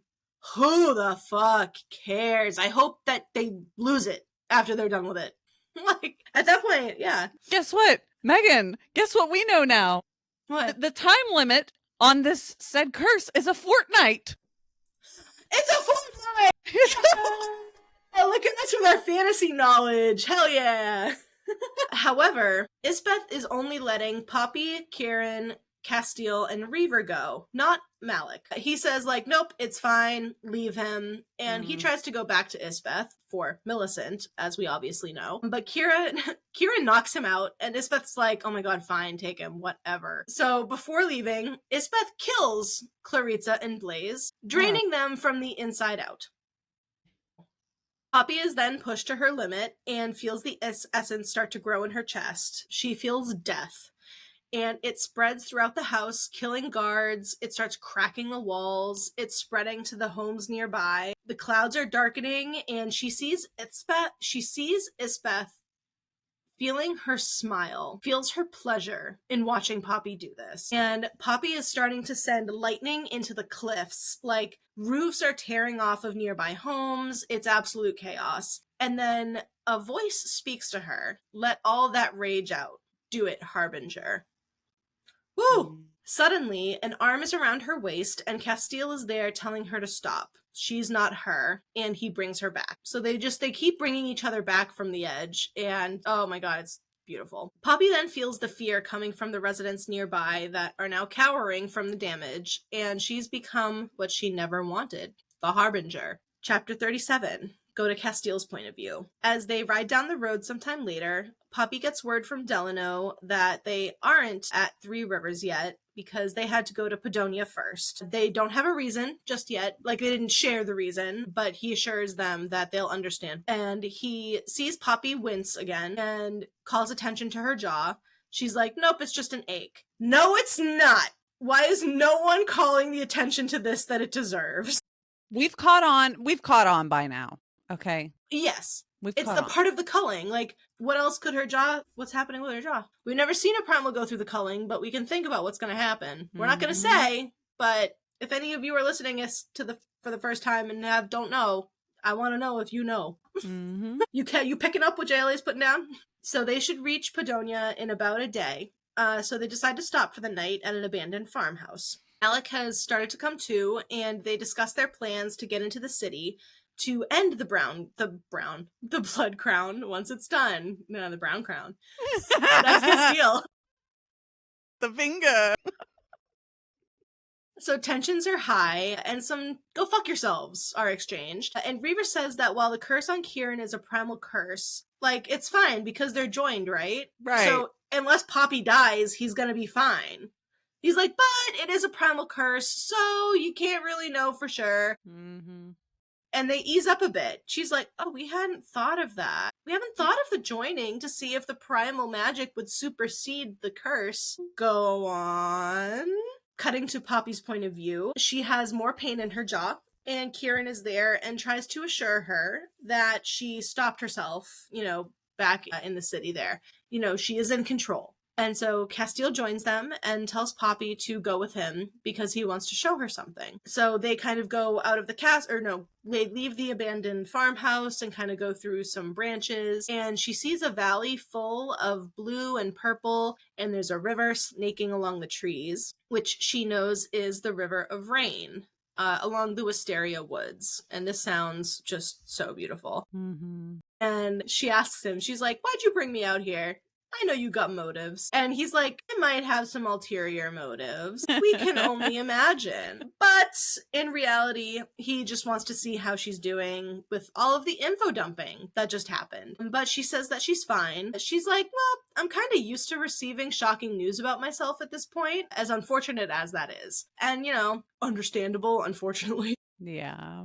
So Cass being Cass, he will always take an opportunity to show Poppy just how much he loves her. And so he starts feeling her up and they start kissing. As he talks about her power and what happened back in the city, he's talking to her, telling her about that. He undoes her breeches and slips a hand under. So even Poppy contemplates how strange of a conversation this is for like a serious conversation that's happening at the same time that she's getting pleasured by him fingering her. So, and I'm like, see, we love that. We're thinking how weird this is.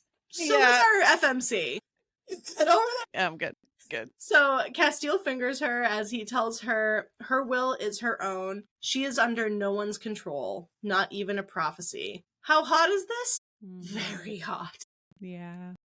He bites and feeds from her while he fingers her, and she gets off. And once she finishes, she kneels before him, undoes his own pants, telling him that she read in the diary about a particular vein on the penis that is extra sensitive. And Cass is like, I'd very much love for you to find out more about this for research purposes. And she gives him a quick but effective blowjob. And they both kind of remain laying in the grass together for a minute. And then he says he wants to talk about something.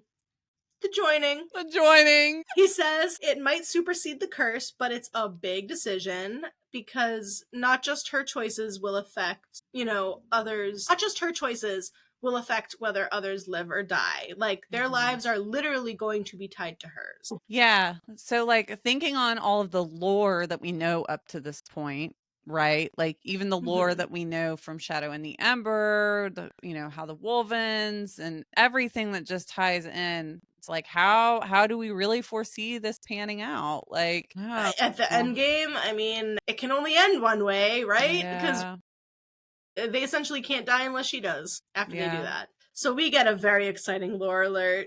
For the motherfucking joining! Big money, let's go! Let's go! So, some criteria about the joining. It has to be under the moon and among nature, so at night and outside. There's a magical quality to it that goes beyond blood, and there can be nothing between the parties involved, not even clothing. So they must be naked. They also must remain in physical contact with each other through the whole ritual. So they have to be physically touching one another at all times. How it would work is Poppy would feed from Casteel and Kieran first, and then it would move on from there. He says that while it can obviously easily escalate from there, gee, you think? You're only drinking each other's blood, which is an arousing activity, while you're naked, and have to remain in physical contact at all times. Yeah, like, come on. I wonder how it can easily escalate. He does make a point to say if it's something that she does not want, it won't happen. But if she does want it to happen, then it will. They will respect whatever she's comfortable with. And this just brings me back to, why did you put a finger in her butt without telling her first? But anyway, he also kind of explains that if Kieran were to like find someone special, he might want their lives also tied to Poppy's so that he wouldn't outlive his new partner. And they'd need to go through this all again. So every time you want to add someone to your joining, you have to go through it again. Yeah. And Casteel urges her to take time, wait until they return after they return to Padonia. And she says, well, I don't need that time, but I guess I'll take it. But her decision's not going to change. She wants to do the joining. And I'm just, yeah, bitch. Love a girl that knows what she wants. And she does, and so do we. Chapter 38 is from Casteel's point of view, and Poppy is sleeping beside him as he looks at Malik chained to a tree. And Kieran comes over and tells him, like, hey, I'll watch over her. Like, go talk to him. Kieran says that he's aware of the joining potential and that he doesn't want them to feel like they have to do that for him. But Cass says that they do indeed want to do it, and they talked about it, and he's giving Poppy the time to make sure of her decision, whether or not she says that she needs it. Cass walks over to Malik and really just lays into him about, while he can understand his choices, he can't let it go that Malik was the cause of so much trauma for Poppy. Which, like, yeah, fight for your woman. Yeah. Malik believes Poppy will do what Isbeth intends as badly as she wishes otherwise. And Casteel is a hard disagree, as are we. She's not going to do that. He tells Malik that they haven't done the joining yet, and this surprises Malik. He also confirms that he wants to see Isbeth and the Blood Crown burn. Millicent wants the same. Wow. And he's going to help them and will not try to escape. Okay. All right. Ally. Okay. Asks him about the fucked up nursery rhyme that he said to Poppy that night about, like, the pretty little poppies. And Malik's like, I've literally never said or heard anything like that. So who the fuck was saying it? Who was it? Who was talking? Like, so it's not Alistair. It's not a Craven. It's not Malik. Who the fuck? Who the fuck is it? Fucking Clue up in here. Yeah. Jesus. Arriving to Padonia the next day, they prepare for seeing Casteel's parents again. So they dismount from their horse, and Delano comes charging at Casteel in woven form and takes him to the ground. And all I can say, when I die, let it be like this. I know. Let it be like that. Vanetta and Emil also arrive to welcome them, and more woven come. It's a big reunions on reunions, and they're all super sweet. Those around them are also slightly on edge after seeing Malik with them. He says something unheard to Delano, which causes the woven to kind of nudge Malik's hand with his head and be like, you can pet me, it's okay.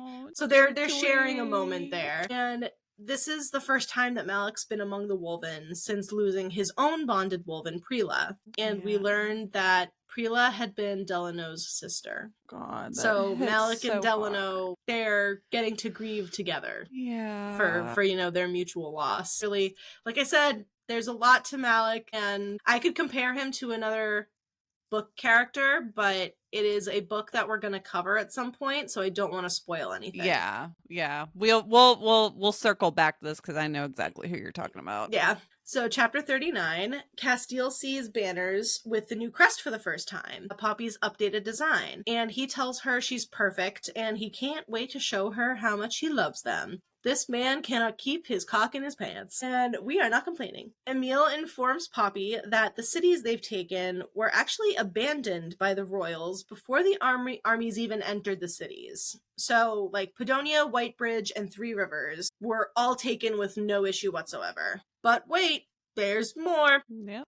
The Ascended left a graveyard in Padonia and Whitebridge. So when they left, they may have fled, but they killed every single mortal. None were left alive. Most had turned craven and had to be put down, and woven and soldiers were lost in the process.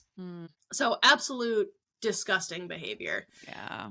The gates are before them, and they start to hear shouts and cheers, and people banging on their shields and kneeling before them. So Casteel's like, this is how a king and queen are truly greeted. Emil says that Poppy's plan worked. The citizens heard, that Atlantia did not come to conquer, and so they took advantage of the time to, like, leave if they could, but obviously not everyone did because a lot of people were massacred.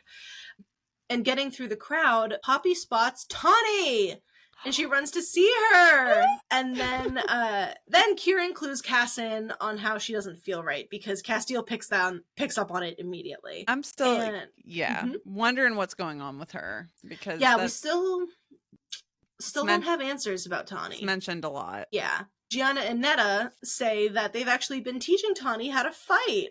So it's like, oh, cool. Tawny is a true friend and meets Cass with some judgment, because, like, it's the first time she's meeting Casteel as Casteel. Like, right. Since they've left, like, all those months ago with Poppy. Yep. Like, it's hilarious. And so, because she says that she won't hit him since everyone around here has confirmed that he actually does love Poppy. Right. And and I think it's Reaver, Emil or someone's like, no, it's true. She's actually been asking around to make sure.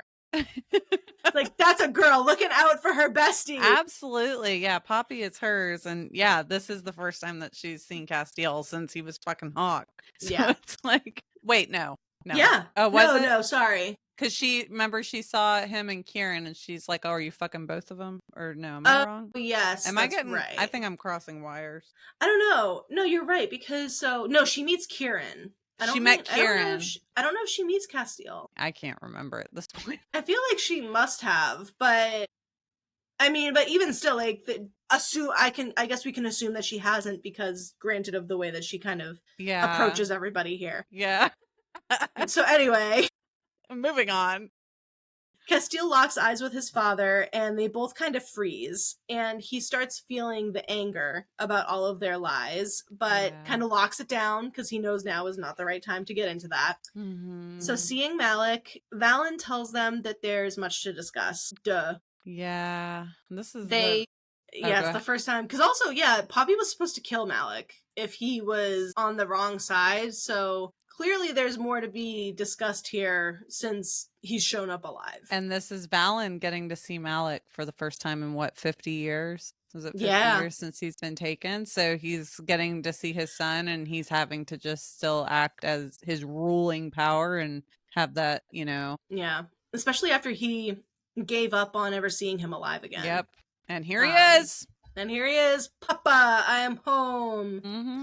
They fill in the generals about Carcedonia and Isbeth's demands, making sure not to hide his hand. So Casteel has a brief moment where he's like, maybe I should put my hand under the table because not to make people uncomfortable. And he's like, actually, no, I'm going to put it right out here because it's a part of me now and people just got to get used to it. It's like, hell yeah.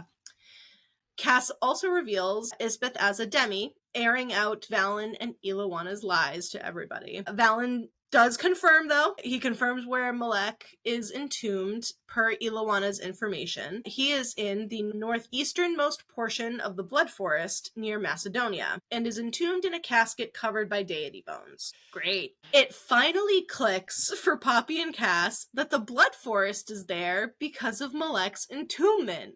Holy. And those around them are surprised that they hadn't figured that out yet. So we love self-aware characters. We love how so many of them just constantly look at Poppy and Casteel like, you didn't figure that out yet? Are you stupid? I would be Poppy and Casteel. Me too. I'd be like 100%. What do you mean? That's what that's there for. We also learn that it was Ilawana and Willa who entombed him with a primal spell. So Willa can fuck, but also can take down gods. She a baddie. She's a baddie. Once he helps them defeat the Blood Crown, they said, so essentially they are banking on waking up Malek and convincing him to help them defeat the Blood Crown. And then after he does that, they're going to let Malek return home to Nyktos and the consort, along with Iris when they rescue him as well. It's like, as good as a plan as you're gonna get, I guess. Yeah, for real. So chapter 40 is from Poppy's perspective. So later on, Poppy takes a bath and Kieran comes by after. And they start chatting about the joining, and he is sure he wants to do it, same as Poppy. He cares about her and Casteel, as she cares for them. And she knows what she feels for Kieran is a type of love, like more than a friendly love that she has for like Tawny or Delano, but not the same kind of love that she has for Casteel. So somewhere in the middle there. Yeah. And Casteel says that he feels the kind of love that allowed him to make that promise to her, the same love that has allowed her to ask him in the first place. So that promise being to put her down. We're getting somewhere. If she gets out of hand. But we are getting somewhere. We're leading up to some. Casteel's point of view, we hop to, and he enters the bedroom later on, thinking about how much he loves Poppy, and if he tempted to touch her, he'd spend the night looking at the ceiling with a heart on, because she's asleep next to him. And then he falls asleep, but dreams of being in the cell again, and starts to feel panic, but when he wakes, he remembers where he is, and Poppy snuggles close, which is grounding to him, like we talked about before. She asks if he's okay, and when he doesn't answer, she simply says that he will be. Then she slides her hand down his torso and grabs onto his dick and kisses him. And they are just truly made for each other. Always horny. Always. Never a bad time for a fuck. Never. She says that she needs him, and he starts to touch her, but then asks if she's ever touched herself. And she's like, yeah. So then he tells her to play with herself, and he watches, and he loves it. And not for me. I'm just gonna say that right now. I've been on her side of this, and just big no from me. I cringe at the thought of doing this, but that's just me. They, however, are both into it, and they shortly start fucking very quickly. And when they both finish and go to sleep again, he knows no nightmares would find him because his queen would not allow it. Oh, we just love them so much. Love them. Chapter 41 picks up with Poppy's point of view. They are now in the middle of a Craven attack on the road, and it's like, oh wow. Hell, what's going on here? Casteel and Poppy think they might be getting close to Malek's tomb, which is why there's so many of them, so many of the Craven. And Malek is with them, but they've refused to give him any weapons of any kind, so he's just kind of standing there ever so often being like, wow, I'd be real helpful if I had a weapon right now. Right. Right. Wish I had something to defend myself with. Kind of like in the Hunger Games movies, how they're like making PETA walk around without it. Yeah. Yes, the careers. I totally understand, yes. And then, like, mid-fight, Casteel pulls Poppy off the ground and gives her a big ol' kiss, and it just reminds me, beat for beat, of Pirates of the Caribbean with Elizabeth and Will in At World's End.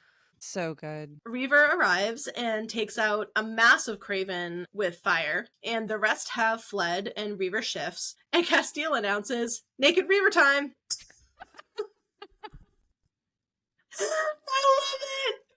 I love it so much. I do too. He reports that it's about a day's ride north is some kind of ruins of a small town. And so later on they arrive at said ruins and prepare to make camp and do the spell. They need Malek's last name. And Reaver says that, well, I guess it would be Morel, as in the consort's last name, Sarah's last name. What?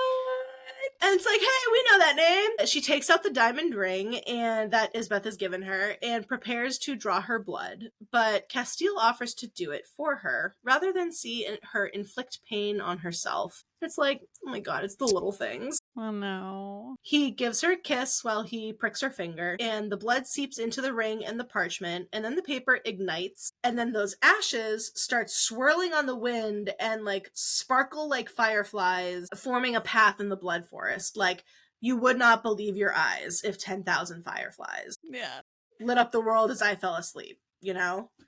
I like to make my Glad you caught on to that. I did. Hard to not catch on to it, but they decide to follow the path. They decide to follow the path now. You know, they're like, we don't know how long this is going to last, so let's just go now. I also don't know why you chose to do this summoning spell before you were going down for the night. Because why not? Why not? Just to move the plot. So yeah.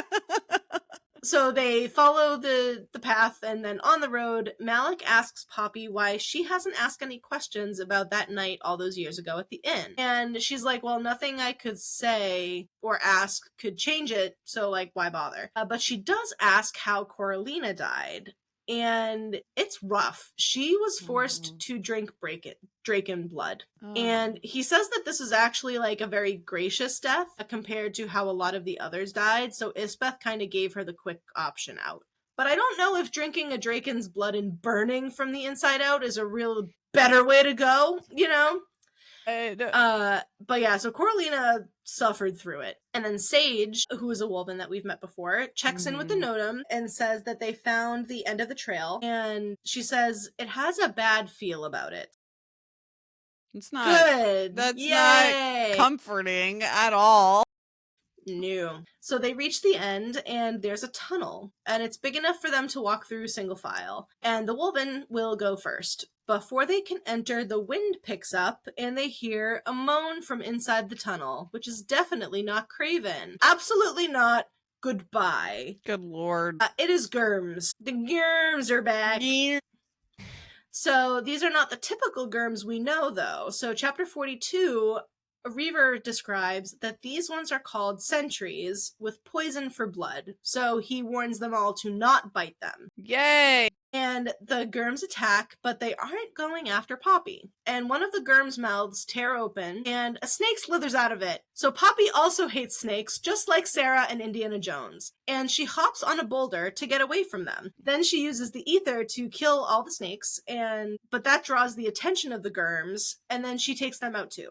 So once the battle's done, Casteel goes to help her down, and she actually just takes some convincing. She's like, come on down. She's like, nope, I'm actually going to stay. We're right up here. I am not coming down there. Reaver tells them about the different kind of Germs, which we already know. He kind of describes like the hunter, all of that. And while doing this, he's like counting down on his hands. He's holding up like, there's 3 things or whatever. He's like, 1, 2. Yeah.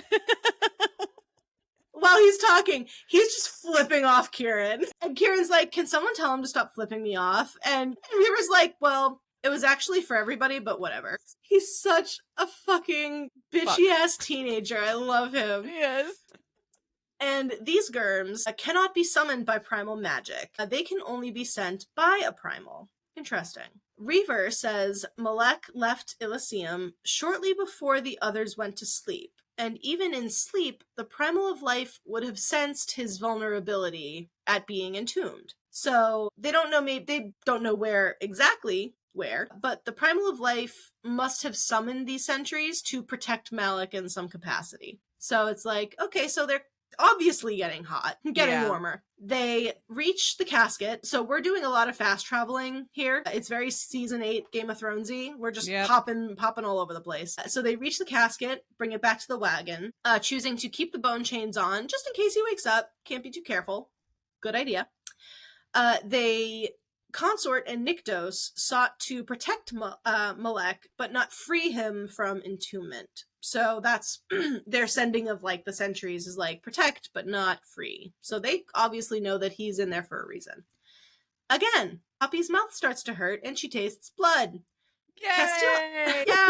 Casteel asks her, oh, is it your jaw or your mouth that's been in pain? And she's like, it's like my upper jaw, but sometimes it spreads to my temple. Like, it's weird, but I'm fine. And he's like, I think I know what's going on. I think I know what's been hurting you. And he asks Reaver if primals have fangs, and they do. Well, and Cass is like, I think you're getting fangs. Reaver, once again, not surprised that they didn't realize that yet. He's like, well, at this point, I'm not surprised that you didn't know this. Casteel, however, is very excited about this and cannot wait to feel her fangs on his skin. That again, horny fuck. Circling back to, does he need to be assessed? Yes, he does. Well, hey, listen, fangs on skin, this book series has done so much to change me. Bring things out of me that were long forgotten since the Twilight era. Has awoken. Awoken. I have awoken much like a primal, okay? In my primal.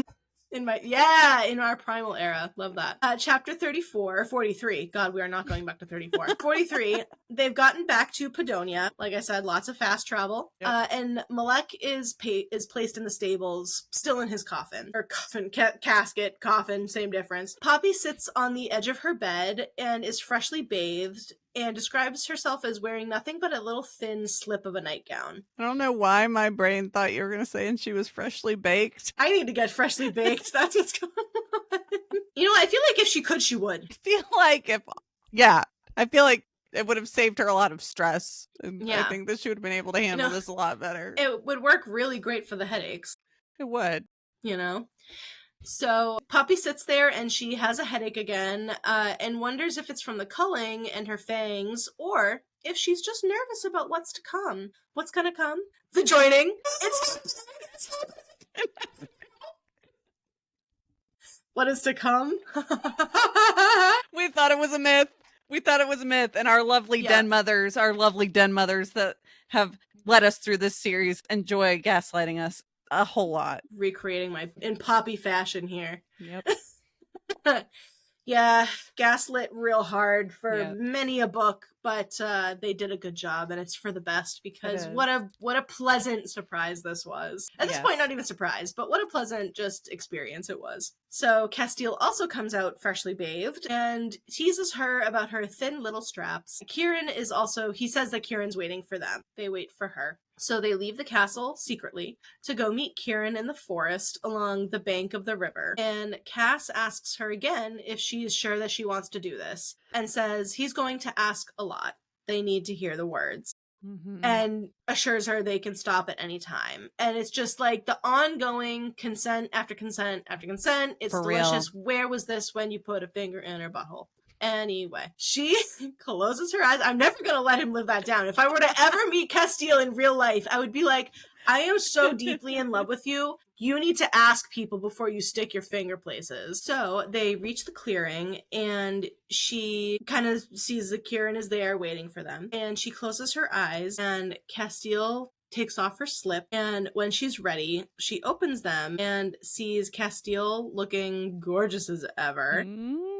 She can taste his love and his pride. And it's worth noting, I didn't highlight it for Casteel, I highlighted it for Kieran. But Casteel has mentioned about being basking in the moonlight again, and I know that you love your moonlights. I do. So he is described once again glistening in the moonlight. I'm starting to think that because of all of the little lore drops we're getting, that maybe it's just resembles, like her ether, her power, whatever, this primal very much could. Power that's laying with her. I don't know. We're gonna keep going though. I'm gonna hang on to it. Then she sees Kieran standing shoulder to shoulder with Cass. And I'm just going to read this right from the book because it's just a gorgeous description. His skin was a mesmerizing silvery brown in the moonlight, and he reminded me of some otherworldly being I'd conjured from my imagination. Captivating and impressive in both forms, his eyes were the blue of winter, and the glow of ether behind his pupils was vibrant. Oh my god.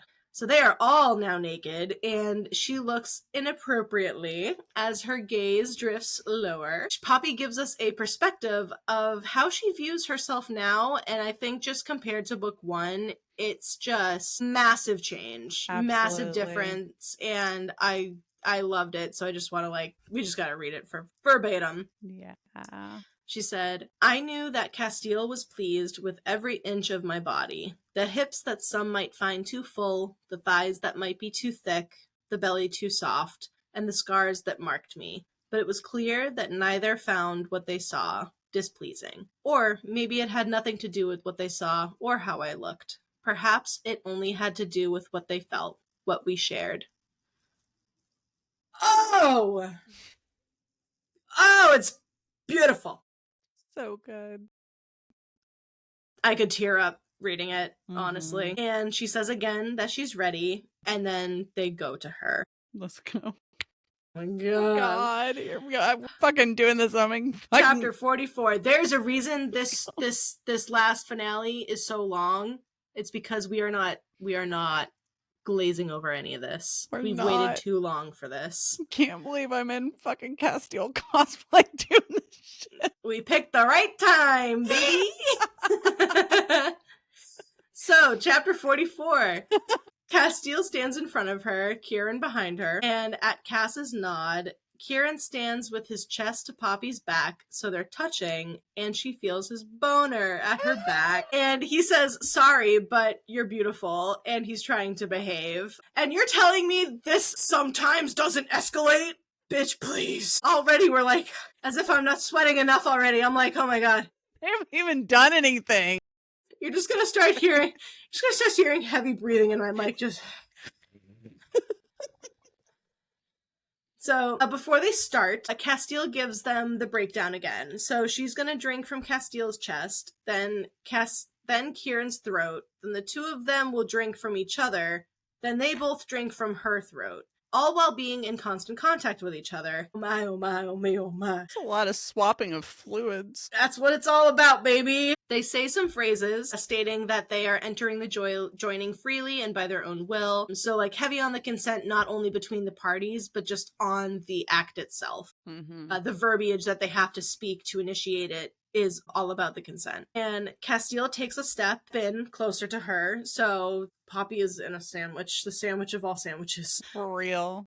So she's chest to chest with Casteel, and then Casteel places a hand on Kieran's shoulder, and then Kieran puts a hand around the nape of Cass's neck. So Casteel cuts a little cut across his chest, and Poppy starts to drink from him. And then Kieran drinks from his chest, and then they turn Poppy around so she's facing Kieran, and her and Casteel both drink from him. Now, turning back to Casteel, he tells her he needs to bite her twice so that they can both feed from her neck. And it's going to be intense. And I'm just sitting here shaking like a fucking chihuahua. So giddy. I'm like, he strikes once for Kieran and then again for himself, and they both start to drink, and it is indeed quite intense. Ether rises out of her chest and starts to surround all three of them. Poppy feels hot with the two bodies pinning her, and as their mouths move on her throat, she moves her hips between them, and she slips briefly, like, on the ground, and Kieran then, like, puts a thigh between her legs to keep her still and, like, stable. And then she rides the thigh, squeezing both of their hands. So they're holding hands with each other. She's holding their hands, and she's like squeezing them. And then she's lifted until she can barely touch the ground. And then she's grinding against a dick. Whose dick? We don't know. We don't know. We do not care. They are no longer drinking from her. She opens her eyes, and they're just simply looking at her. And this is my favorite. Poppy says that they came to a sharp point, a line, the edge. She was dancing on it. And to that I say, ma'am, you are grinding on a hard dick and thigh. We're there. We've gone way past that point. Yeah.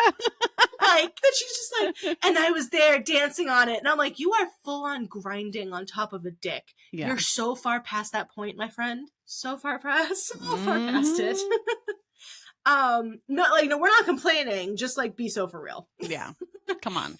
So she says yes, and then they both kiss her hands. Casteel says he's unworthy, and then he kisses her. She is now, the joining is pretty much done. She's now saying yes to what comes after. And we are just like, yes.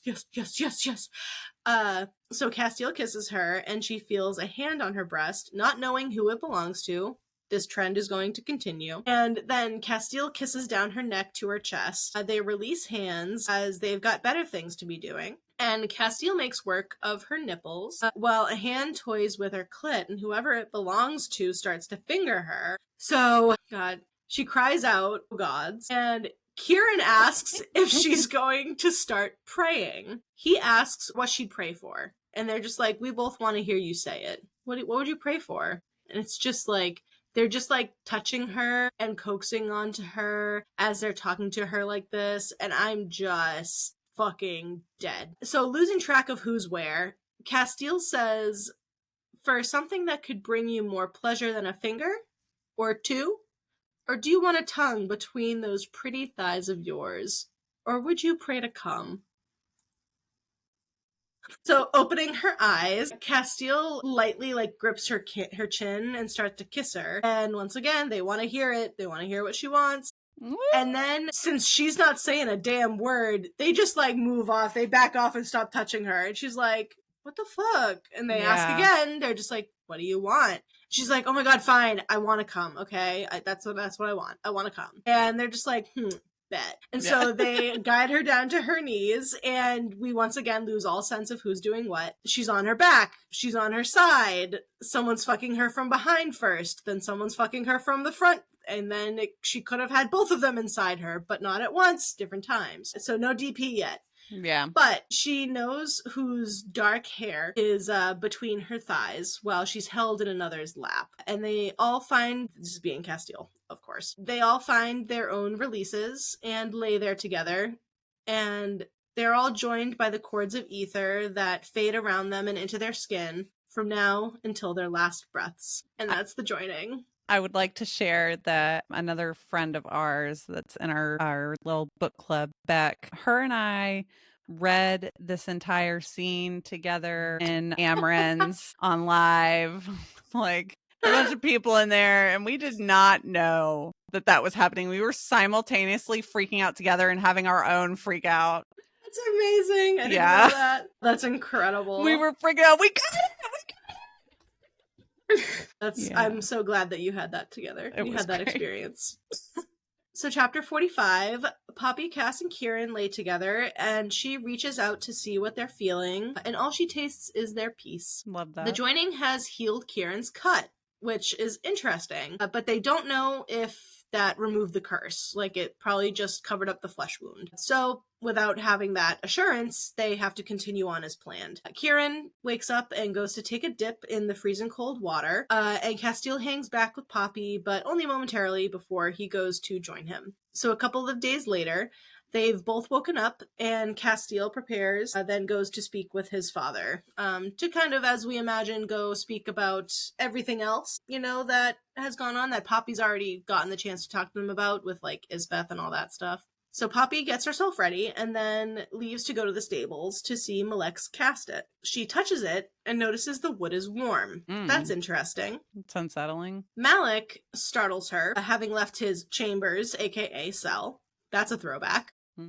And he saw her from the window and followed her. That's a trend. They talk about Millicent and how she'd tried to stop Isbeth in her own ways, but unsuccessfully. Isbeth is a demi, after all, so it's hard to kill. He reveals that Poppy's dagger is made from Prela, his bonded woven's bone. And then Poppy tells him that Victor, the victor, gave it to her. And he's like, sounds like fate to me. I mean, yeah, what else are you going to call it? I mean, coincidence is getting too old at this point. I was going to say, at this point, are we surprised? Yeah. Everything's fate at this point. Chapter 46, we're with Casteel's POV, and he is speaking with his father, and he pulls rank as king and tells him their plan to go deliver Malek and leave Venetta as regent to rule if they don't return, if they're unable to. He tells him that he is to be advisor to the crown if Venetta rules, since Kieran won't be able to, and Valen understands why. So we cut to a little later, and Poppy arrives with Tawny and Venetta, showing off her armor. And all I can picture is Chapel Roan in her armor. I believe it was at the VMAs. Yep. That's all I picture in this moment. Yeah. Oh my god. Stunning. Stunning. Casteel describes her as looking like a primal of war and finds her magnificent. He walks up to her and says, I want to fuck you in this armor. Can we make that possible? Be surprised. No. And she's like, I don't know how comfortable that would be for you. And he's like, I wouldn't care. And it's also worth noting that when Poppy, Kieran, or Casteel's heart rates change, the others do so as well. So all of their heart rates are literally connected and now beat in the same. sync. Yeah. Venetta presents their crowns, and Casteel thinks about how he hasn't fucked her with the crown on yet. Boy, if you do not stop thinking about the sex. It's just, it's just so fluid through the rest of this book. It's just there constantly. Yep, constantly. So he places Poppy's crown on her head, and she places his on his head. Then they walk out to see the hundreds of thousands of soldiers at the ready, and Poppy stands between Casteel and Kieran, taking both of their hands in each of hers. Casteel raises his hand with Poppy, shouting. You want to shout? From blood and ash. Oh, wait. And And then she raises hers, and hers and Kieran's, and she shouts, We have risen! Let's go! Chills. That was so perfectly executed. We totally are gonna just leave that the way it is. We go to Poppy's point of view a couple of days later, and she has woken up from a dream that she remembers bits and pieces of. And she describes it as, so clearly This is Sarah. This is the Yeah. consort. Who is the man with the blonde hair? Poppy said he felt like a victor. Was he a victor? Is it Sir Holland? Perhaps. Could be. Might be.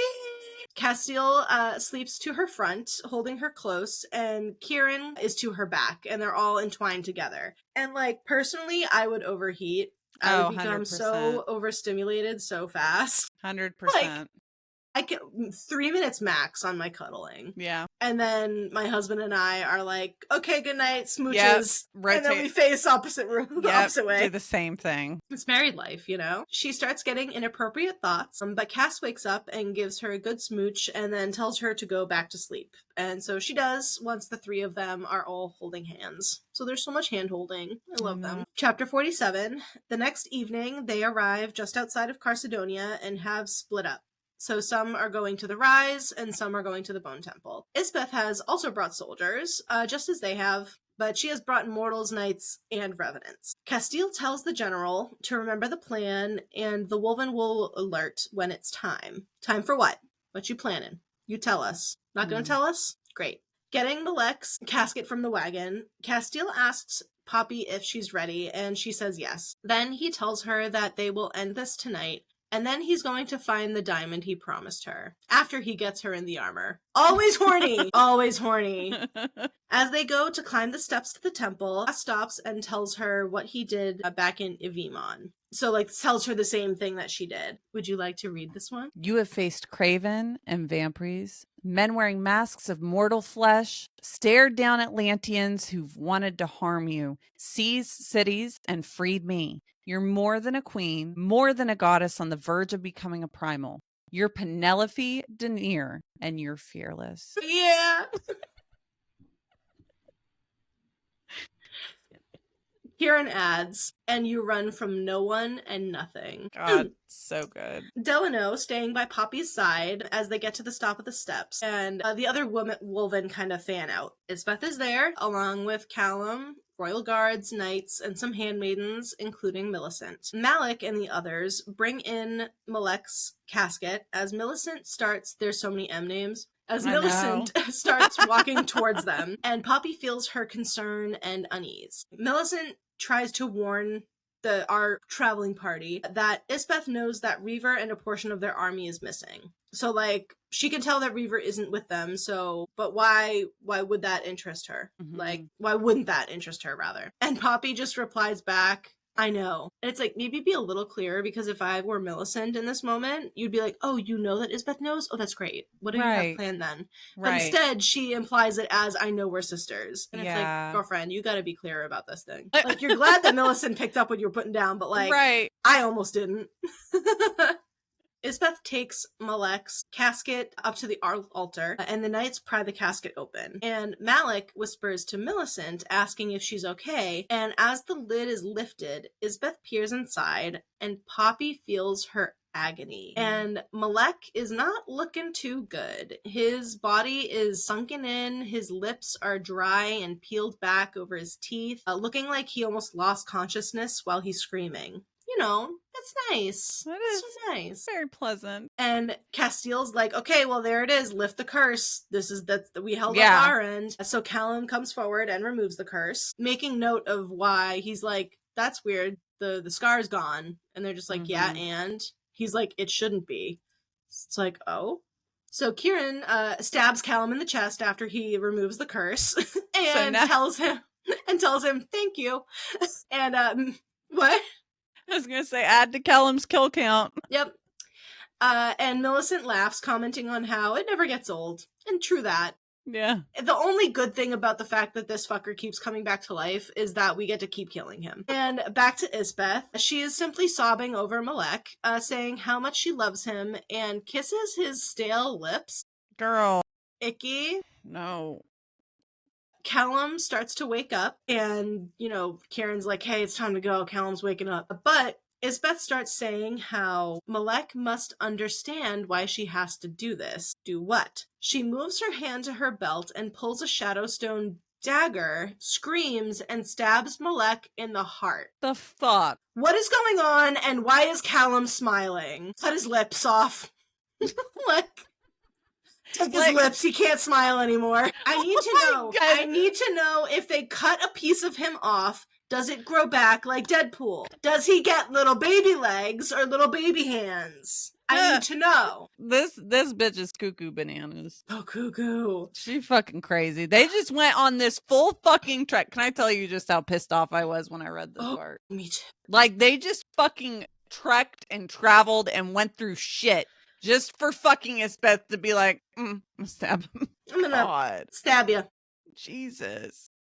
Callum thanks her for fulfilling her purpose and calls Poppy the Harbinger. What? Isbeth needed to either kill Malek or Poppy. Only using Poppy to find Malek, like if Poppy was not useful in finding Malek, like if they didn't need her to do that, it would have been her on the altar. Like, so it was going to be her or Malek. Isbeth chose Malek. And this is once again where they're just like, she chose the love of her life over you. And you think that she doesn't love you? It's like, oh my God, no, she doesn't love me. She is a freako. So, Isbeth, can you tell? I'm so over this fucking woman. I hate Isbeth so much. I just had Freak Leak by Petey Pablo pop in my head. So, Isbeth had to wait for Poppy to enter the calling so she could kill her. So we go back to bringer of death and destruction. So it wasn't Poppy being that destructor. She was the one to literally bring it, which she just did. So the death and destruction was Malek, and she brought it. Once again, JLA with the like, it's specific, but it's not specific. And we're just like, ah. Bring it on. It's been brought. Home runs with these references today. I can just keep going. Callum laughs in their faces. You know, Poppy is the harbinger. She was the warning. Did they really think Poppy would be the one to destroy the realms? Like, he's mocking them at this point. He says, now it's time to bow to the one true king of the realms, the one who has also been sleeping, kept well fed. When Poppy ascended, it freed him, and now, when Malek is dead, he will be at full strength. All these centuries, he's been waiting for the, quote, key to his lock. If there's a key, there must be a lock. Some supernatural bloopers for you. For his, quote, pretty Poppy to pick and watch bleed. Who the fuck is it? Yeah. I had no goddamn idea at this point. I was just flabbergasted. Same here. So Casteel rages and does one of his quick moves, and he puts his hand through Callum's chest, holding his heart in his hand. And then he simply throws the heart to the side. He's like, I could not listen to another fucking word. Who's coming? Colas. What? Just bring everyone in. Bring everyone in at this point. We're full on crossover. Crossover. Yeah, we're at everything but the kitchen sink, but in this case, it's the kitchen sink too. Yep. Chapter 48. A wave of energy bursts from Malek, forcing them to their knees, and the ground starts to shake and cracks explode, a chunk hitting Millicent in the head. A mist comes out from the fissures in the ground, and guards start to be pulled into them. So Callum, somehow still breathing, says it's the true king's guards, the Dakai. We remember them. Calling the Draken, they come and rain fire down on the creatures, and Poppy uses her ether to fight them, and it takes the form of her own fire, like not different from the Draken's. So now her ether is starting to take even more forms, and just it's her own version of fire. It's so cool. Hundreds of Dakai are now swarming from the ground and overtake soldiers and Wolven alike. And Aurelia, one of the Draken, tries to take flight but is swarmed by them. So it very much reminds me of Game of Thrones. Reaver appears in human form and tells her not to use the ether because the Dakai are attracted to it, and that in using it will just draw more to her. But Malek is dying, and when he's fully dead, Colas will come to full strength. So Poppy needs to get to him, like, now. Yeah. They cannot allow him to die. She tries to make her way and sees Heisa fighting, and then a Shadowstorm sword goes through her chest. Through Heisa's chest. So Poppy's now freaking out, like, oh my god, we gotta get it out so that she can heal, but there's no time, she has to get to Malek. So as she's continuing to make her way, she's nearly overwhelmed by a revenant, and Poppy ends up severing their head just as Delano appears before her. And she tells him they need to get to Malek, and he's like, I'm with you. So they run towards Malek and are fighting their way through, seeing Nail on his back with his armor torn open. And it's like, oh my god, is Nail fucking dead? Right.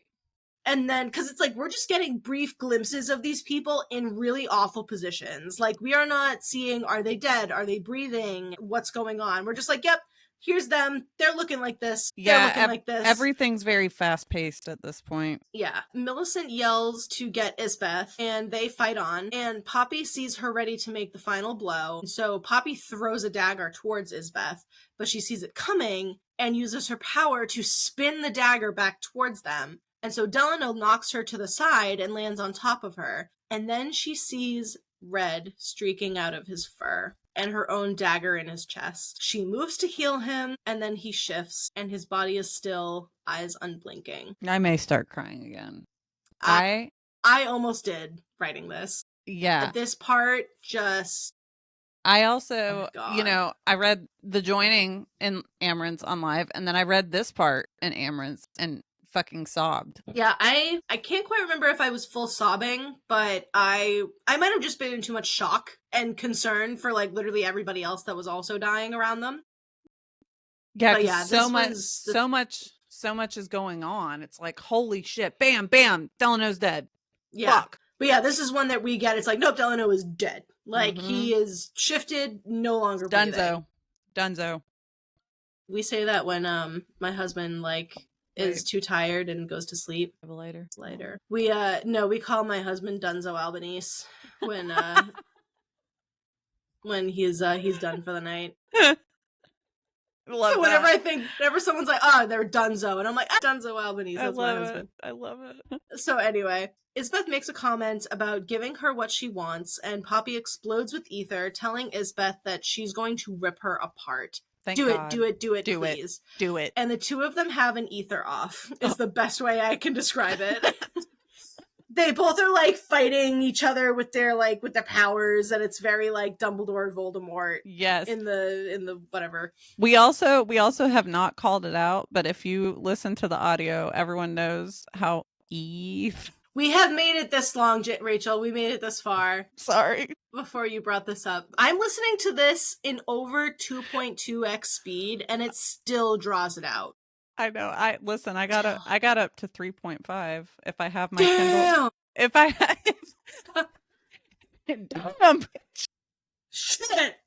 I have to have it like propped up in the stand, and I'll be like listening and then typing and reading. Yep. Oh yeah. We both look the same way when we're doing this. Yep. No, this reminds me, anytime I hear them say ether, I just think about one of our book club friends, she knows who she is, that listens to all of her audiobooks on 1x speed. I don't know how she does this. Don't know either. How long does it take for them to read off the word ether? It must be 5 seconds, I swear to God. Because even at like 1.7, when I was like, usually if I'm reading a book for the first time, I'm at like 1.7 times speed or so. Even then, it's like, the ether. And it's like, get the fucking word out. Sarah doesn't say it this way. Why is it this way? It's not that way in Flesh and Fire. It's the same narrator in both books. Why is she doing this? I don't understand. We need answers. Yes, we need answers. I just thought of the Ghost Adventures intro. So yeah, they have an ether off.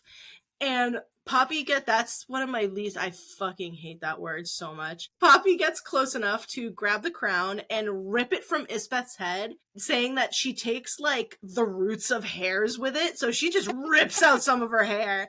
And then she backhands her across the face with it. Yes, this is what we wanted! So yeah, just like, give me that fucking crown. Beautiful. She then grabs Isbeth by the hair and like dares to tell her that she chose Malek because she loves Poppy. And Poppy's like, I don't give a fuck. But then out of nowhere, Isbeth uses her ether to throw Poppy back against a pillar, and that like takes a lot out of her. And then Poppy does another kind of look around, and everyone is not in great shape. But then as lights flashed, there was no light. A speck of silver expands, and she sees her, the consort. The consort says it wasn't supposed to be this way, and Poppy feels the anger and endless fury within her. Previous details about the consort flash into Poppy's memory. The prophecy that her name is power when spoken by the one born as she and of a great primal power. She already knows her name. Then Poppy remembers what she whispered to her long ago, her own name. She had begged Poppy to wake her up. So Poppy kneels and sinks her hands into the rocks and then screams the name, but not the name of the king of the gods, but the queen of gods, the true primal of life, Seraphina! Seraphina! Seraphina! I was gonna say Beetlejuice! Maybe in another life. Chapter 49. As she screams the name, she's struck by lightning. God! And then feels her heart kind of stutter, and then her teeth loosens, and 2 teeth fall out of her mouth. And yeah, like, damn, shit. So the realm shakes, and cracks of thunder are heard. Poppy now stands barefoot and sees splotches of shadow and light inside of her skin. Seeing a shadow before her, like wings. Wings. Sound familiar? Her form is no more than silver light and shadows. The air smells of fresh lilacs, then the air splits open. And it's worth noting when the ground split open before, when Colas was kind of like, when all the coal of the Deikai started to come up, it smells like stale lilacs. And she smells like fresh lilacs. So it's kind of a cool primal of life, primal of death thing. Yeah. So the air splits open and a massive shape comes out of it. And it's a Draken. This shit's fucking Nectus. Big boys here. Here we go. So Poppy's gift, in fact, came from Seraphina, not Nyktos, which we know. And as she walks, the ground cracks below every foot that she like puts on the ground. And Isbeth is simply terrified. She's like, it's too soon. No, wait, this is not supposed to happen like this. She fucked around and found out.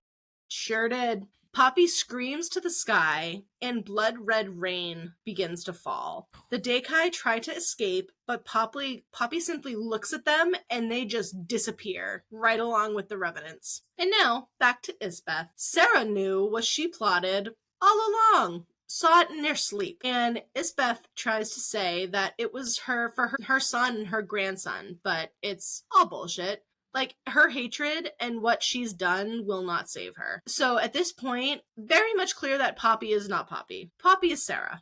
This is Sarah. I'm pretty sure that's clear.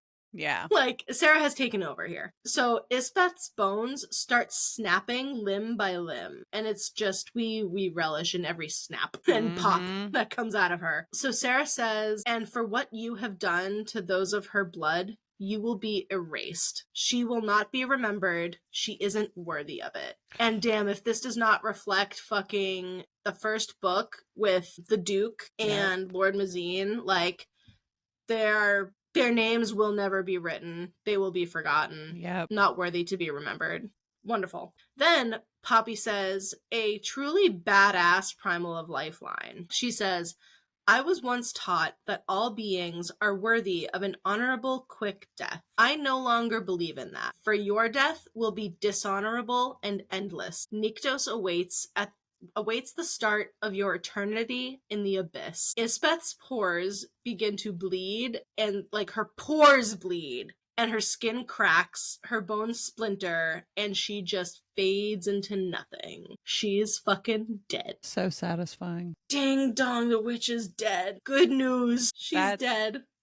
That entire scene is same as like in Shadow in the Ember. Tavius's death was satisfying to me. Even though I believe it happened early on, it was still so satisfying. I'm very satisfied with how this panned out. Oh, yes. Yeah. Very much so. Yeah, it's always nerve-wracking going into these books when you develop such like a seething hatred for one of these villains. You just hope that whatever they get is going to be worth it. And it's so satisfying when it is. Yeah. And then Poppy blacks out. Yes. Chapter 50. She wakes up with her head in Casteel's lap, and Kieran is kind of like holding her cheek. And she does now, in fact, have fangs. Yep. She got fangs. She says she sees Nail, and he's alive. She sees Delano, and he's alive. She sees Hysa, also alive. How the fuck is all of this possible? We don't know. We do know, because it's her. She brought them all back. Duh. After she passed out, they all came back to life. Unfortunately, even some of the guards on the other side. And Reaver has taken Malek to Elysium, and Nektus is nearby, crouching in mortal form before the altar. And Poppy's first question to him is, how does he have pants and Reaver doesn't? What? Poppy, come on. He's like, that's a weird question, but I'm a lot older than Reaver, so I Yeah. can shift and manifest clothing, but Reaver may be super old to them, but he's still a youngling and known to many as Reaver Butt. Bringing back his childhood nickname? Yes! So cute. Nexus confirms that Jadis is not dead. She lives in this realm, but we don't know where. So where's Millicent and Malik then, though? So Millicent had run off, and Malik went after her. So they are on the run. Poppy had not brought everyone back on her own. The Primal of Life had aided her, and Nyktos captured their souls and sent them back. So it was a tag team effort there. Nektus then gives them a lore drop about Colis and Satoria that we kind of already know about, but they give a little bit more detail as well. So we've got one final lore alert. Here we go. Would not be a JLA novel if we didn't get a massive lore drop in the last chapter of a book. Last lore alert of season 1. Here we go. Yes, here it goes.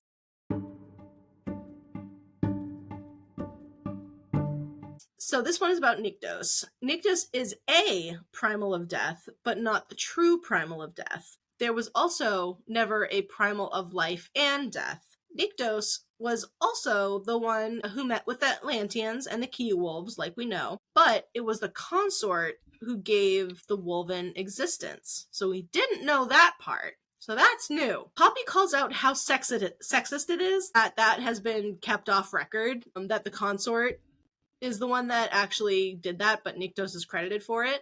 Mm-hmm. But he's like, no, I agree, but the consort wanted it to be that way. Like, she said so.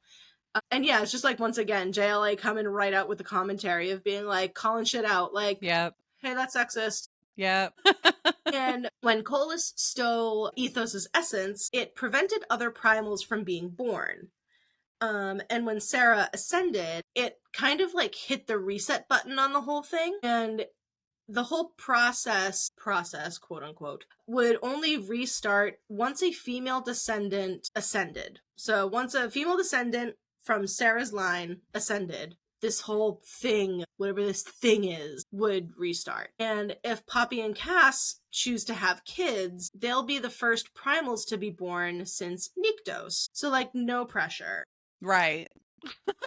So, to quote Casteel, as best we can here, if Colis hadn't taken Ethos's essence and Nyktos had eventually become the primal of life as he should have, then Malek and Iris would have been primals. But they didn't become primals because a female had to be born first. And to that, I just smile and nod. I'm like, okay. Yeah. Okay, whatever you say. So Poppy says that she's glad Casteel understands because she doesn't. And as you felt, right. Good. Thank you, Poppy. So what Nyktos and Sarah did to stop Colis meant that no more primals would be born. They don't have enough time to go into the why. So it's like, oh my god, what are you? Just give it to us straight, for the love of God. Mm-hmm. So Nyktos was supposed to be the last born primal, and Sarah would be the last primal born of mortal flesh. Poppy was never supposed to be in the first place. So not only is her existence nothing, it wasn't supposed to happen in the first place. Yeah.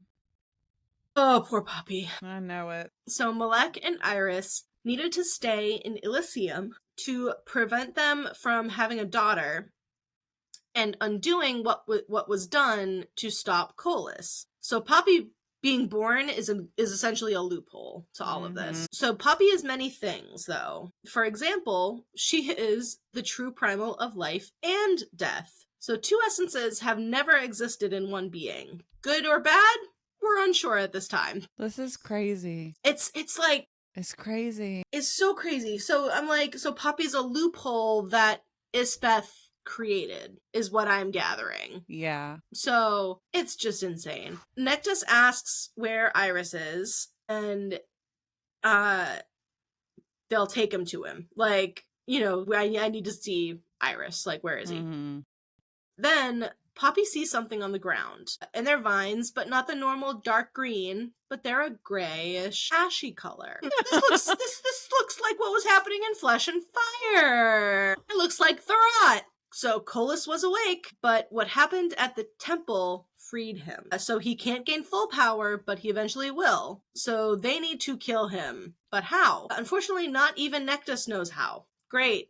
It's very helpful. The final lines of this book give me fucking chills. They are spoken by Nectus, and he says, Colas is not the only one who has awakened.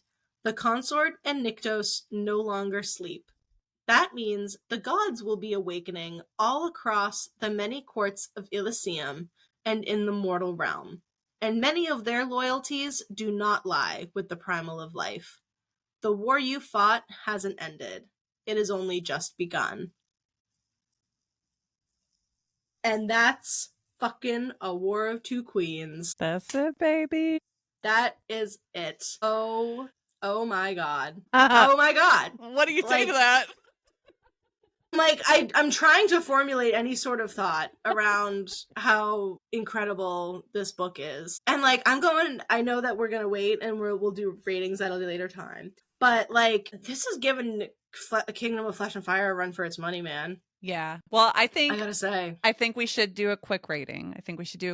Since this is the end of season 1. Good idea. End of season 1. So on your scale of books we've read, so far, what would your rating be? Oh boy. So let's see. Yeah, I feel like this one's got to take it for me. I feel like this one's at my number 1 spot at this point. Number 2 is definitely Kingdom of Flesh and Fire. Let's see if I can even remember all of the freaking book names. Already, my brain's just like, boop, that's it. Then probably From Blood and Ash. And then... Well, it would be Shadow and the Ember. We've only done 4 so far, right? 1, 2, We've done 5. Oh, yeah, we have. I'm like, wait, there's Crown of... Gilded Bones. I almost said Crown of Midnight. Crown of Gilded Bones. Which, they're both the second books in the series. So yeah, Crown of Gilded Bones, So wait, is that the second book that you really like? Or is it Kingdom of Flesh and Fire? It's Flesh and Fire. Yeah, Flesh and Fire and this one are the top 2 for me. Okay. Blood and Ash. Yeah, I might have to actually write those out and get back to us. But yeah, I think it's definitely, unfortunately, A Shadow in the Ember is at the bottom on for you right now. At this point. Yeah. I know that's going to disappoint a lot of people. What about you? Where are you at? So my order is pretty much the same, except Shadow in the Ember and Gilded Bones would be flipped for me. So Gilded Bones is at the bottom for me on this one. Oh. But yeah, we'll do a full official like honeydew ranking maybe as we step into season 2. We'll plan that out. We'll get ourselves organized a little bit better. Yeah, because this was a lot. It was so much. This and even hefty. like even rereading them, I'm still just like, what happened? I know. If you were to quiz me, hey, tell us what happened in book 2, I'd be like, I don't fucking know. I don't fucking know. Yeah, I couldn't tell you. Let me bring up my notes.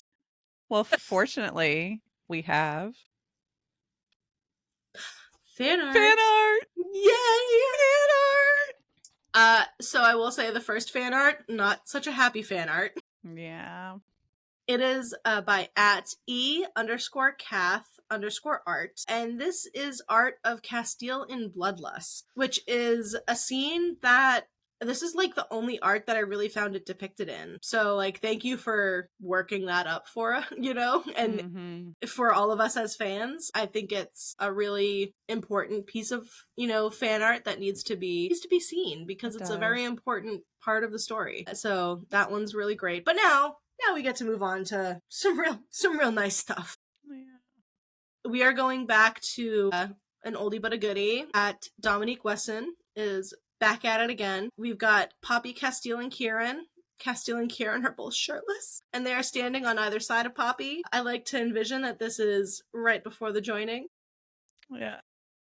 And any art of the 3 of them just like touching each other, holding each other, just being close. I adore it. So fantastic piece there. And then another pre-joining piece of art by @Amelia.Mildner. And yeah, this is similar kind of vibes. You got Casteel, Kieran, and Poppy, but they seem in the more traditional poses that JLA kind of described them as right before they kind of really get into the joining, but they all have their clothes on because, you know, it's not NSFW art. Someday, maybe someday, we will have funds to join some like Patreons or something and get some juicy NSFW stuff. So what a nice art to leave things off at. Yeah. So we thought we were done. We thought we knew what the big bad was. And it was indeed not the biggest bad to consider. Colas is risen, and the true war is upon them. Fuck, is all I have to say to that. We are so very, very stressed for what is about to be unleashed, but we cannot remain so scared because JLA gave us the joining. We cannot gloss over this. This is also a reason why this is a reason why this book is like top for me, and we got the joining. So like, we just want to sit in that for a second. Like, we finally got it. We sit were in it and for sit so on long. it. That's a merch potential for later. Sit in it and on it. The scene we have been craving and salivating for 2 books now finally happened. It was so perfect. And she just gave us all of the smut that was missing from part 1. And we love her for that. The next book in our lineup will be jumping back to cover the second Flesh and Fire book, A Light in the Flame. But first, a change of pace. Rachel? Or Casteel? Thank you. So we've been racing through the first half of the joint From Blood and Ash, Flesh and Fire universe series at breakneck speed, and we've been loving every second of it. Our original plan was to cover the entire series in anticipation of the release of Primal of Blood and Bone, but as of a Polycon that just happened, we know that the announcement is that we will not be getting the release until September 2025, but she is breaking it up into 2 parts. So we have September and April of 2026. So we're able to shift gears. Not too much though, because July 26th of this year, Megan and I, along with several of the people from our book club, will be in attendance at the Blood and Bone Ball hosted by Fantasia Events, and we are so excited. Do want to point out we're not like sponsored to be going there. Want to make that clear. We're going just as like fans to have fun, but we just want to put it out there to all of you that we will be there, but it's not in any sort of like appearance capacity or anything like that. We just want to shout out this ball because it's the first author like signed off ball. So, and it's the first From Blood and Ash ball ever, I'm pretty sure. Yes. And this series brought us to this point that we're at right now doing this. It started with just a couple of people in the book club. We have a couple veterans that this series they love with their whole heart. And we just slowly built a giant capacity. So it's such a full circle moment that we went through the series together, started this podcast, and then we'll be at a ball based off of it in person. So we're very excited for that. Yeah. I'm gonna cry. There's gonna be so many tears shed that weekend. Oh absolutely. God. Absolutely. All of the shenanigans too. The fact that we have completed an entire season just blows us away. And one last time, I just want to emphasize how grateful both Megan and I are for all of you that continue to tune in. In a time where there's a lot of heaviness in the world, we will continue to aim to be a bright spot however we can. And it's been a blast, but we want to take a brief break to organize ourselves a bit and allow for some new viewership, let you guys get caught up on what we've put out so far. So next up, we are going to immerse ourselves in Ari Aster's brain space. The next 2 episodes that we put out will be covering Midsummer and Hereditary. And we're putting on our cinephile shoes and we're really dipping our toes into the horror elements that you can expect from blood, books, and binge watching. We'll be covering the movie plots from start to finish, just like we have been with these books. So even if you don't mess with horror, feel free to listen in. We want you to come back. We will make the spooky less scary with our pretty faces. Rachel, your face is so pretty. That's right. And our extremely crude humor. I don't even know how many poopy finger jokes we just told in this one episode. So you're still getting the same vibes, just different, just horror related. So we've got a whole lineup of movies and books to cover, and even some combo episodes now, just to schedule it all out. So ADHD powers, go! Let's go. Sync up! So thanks so much again for the continued support. We love you all. See you next time when things get spooky.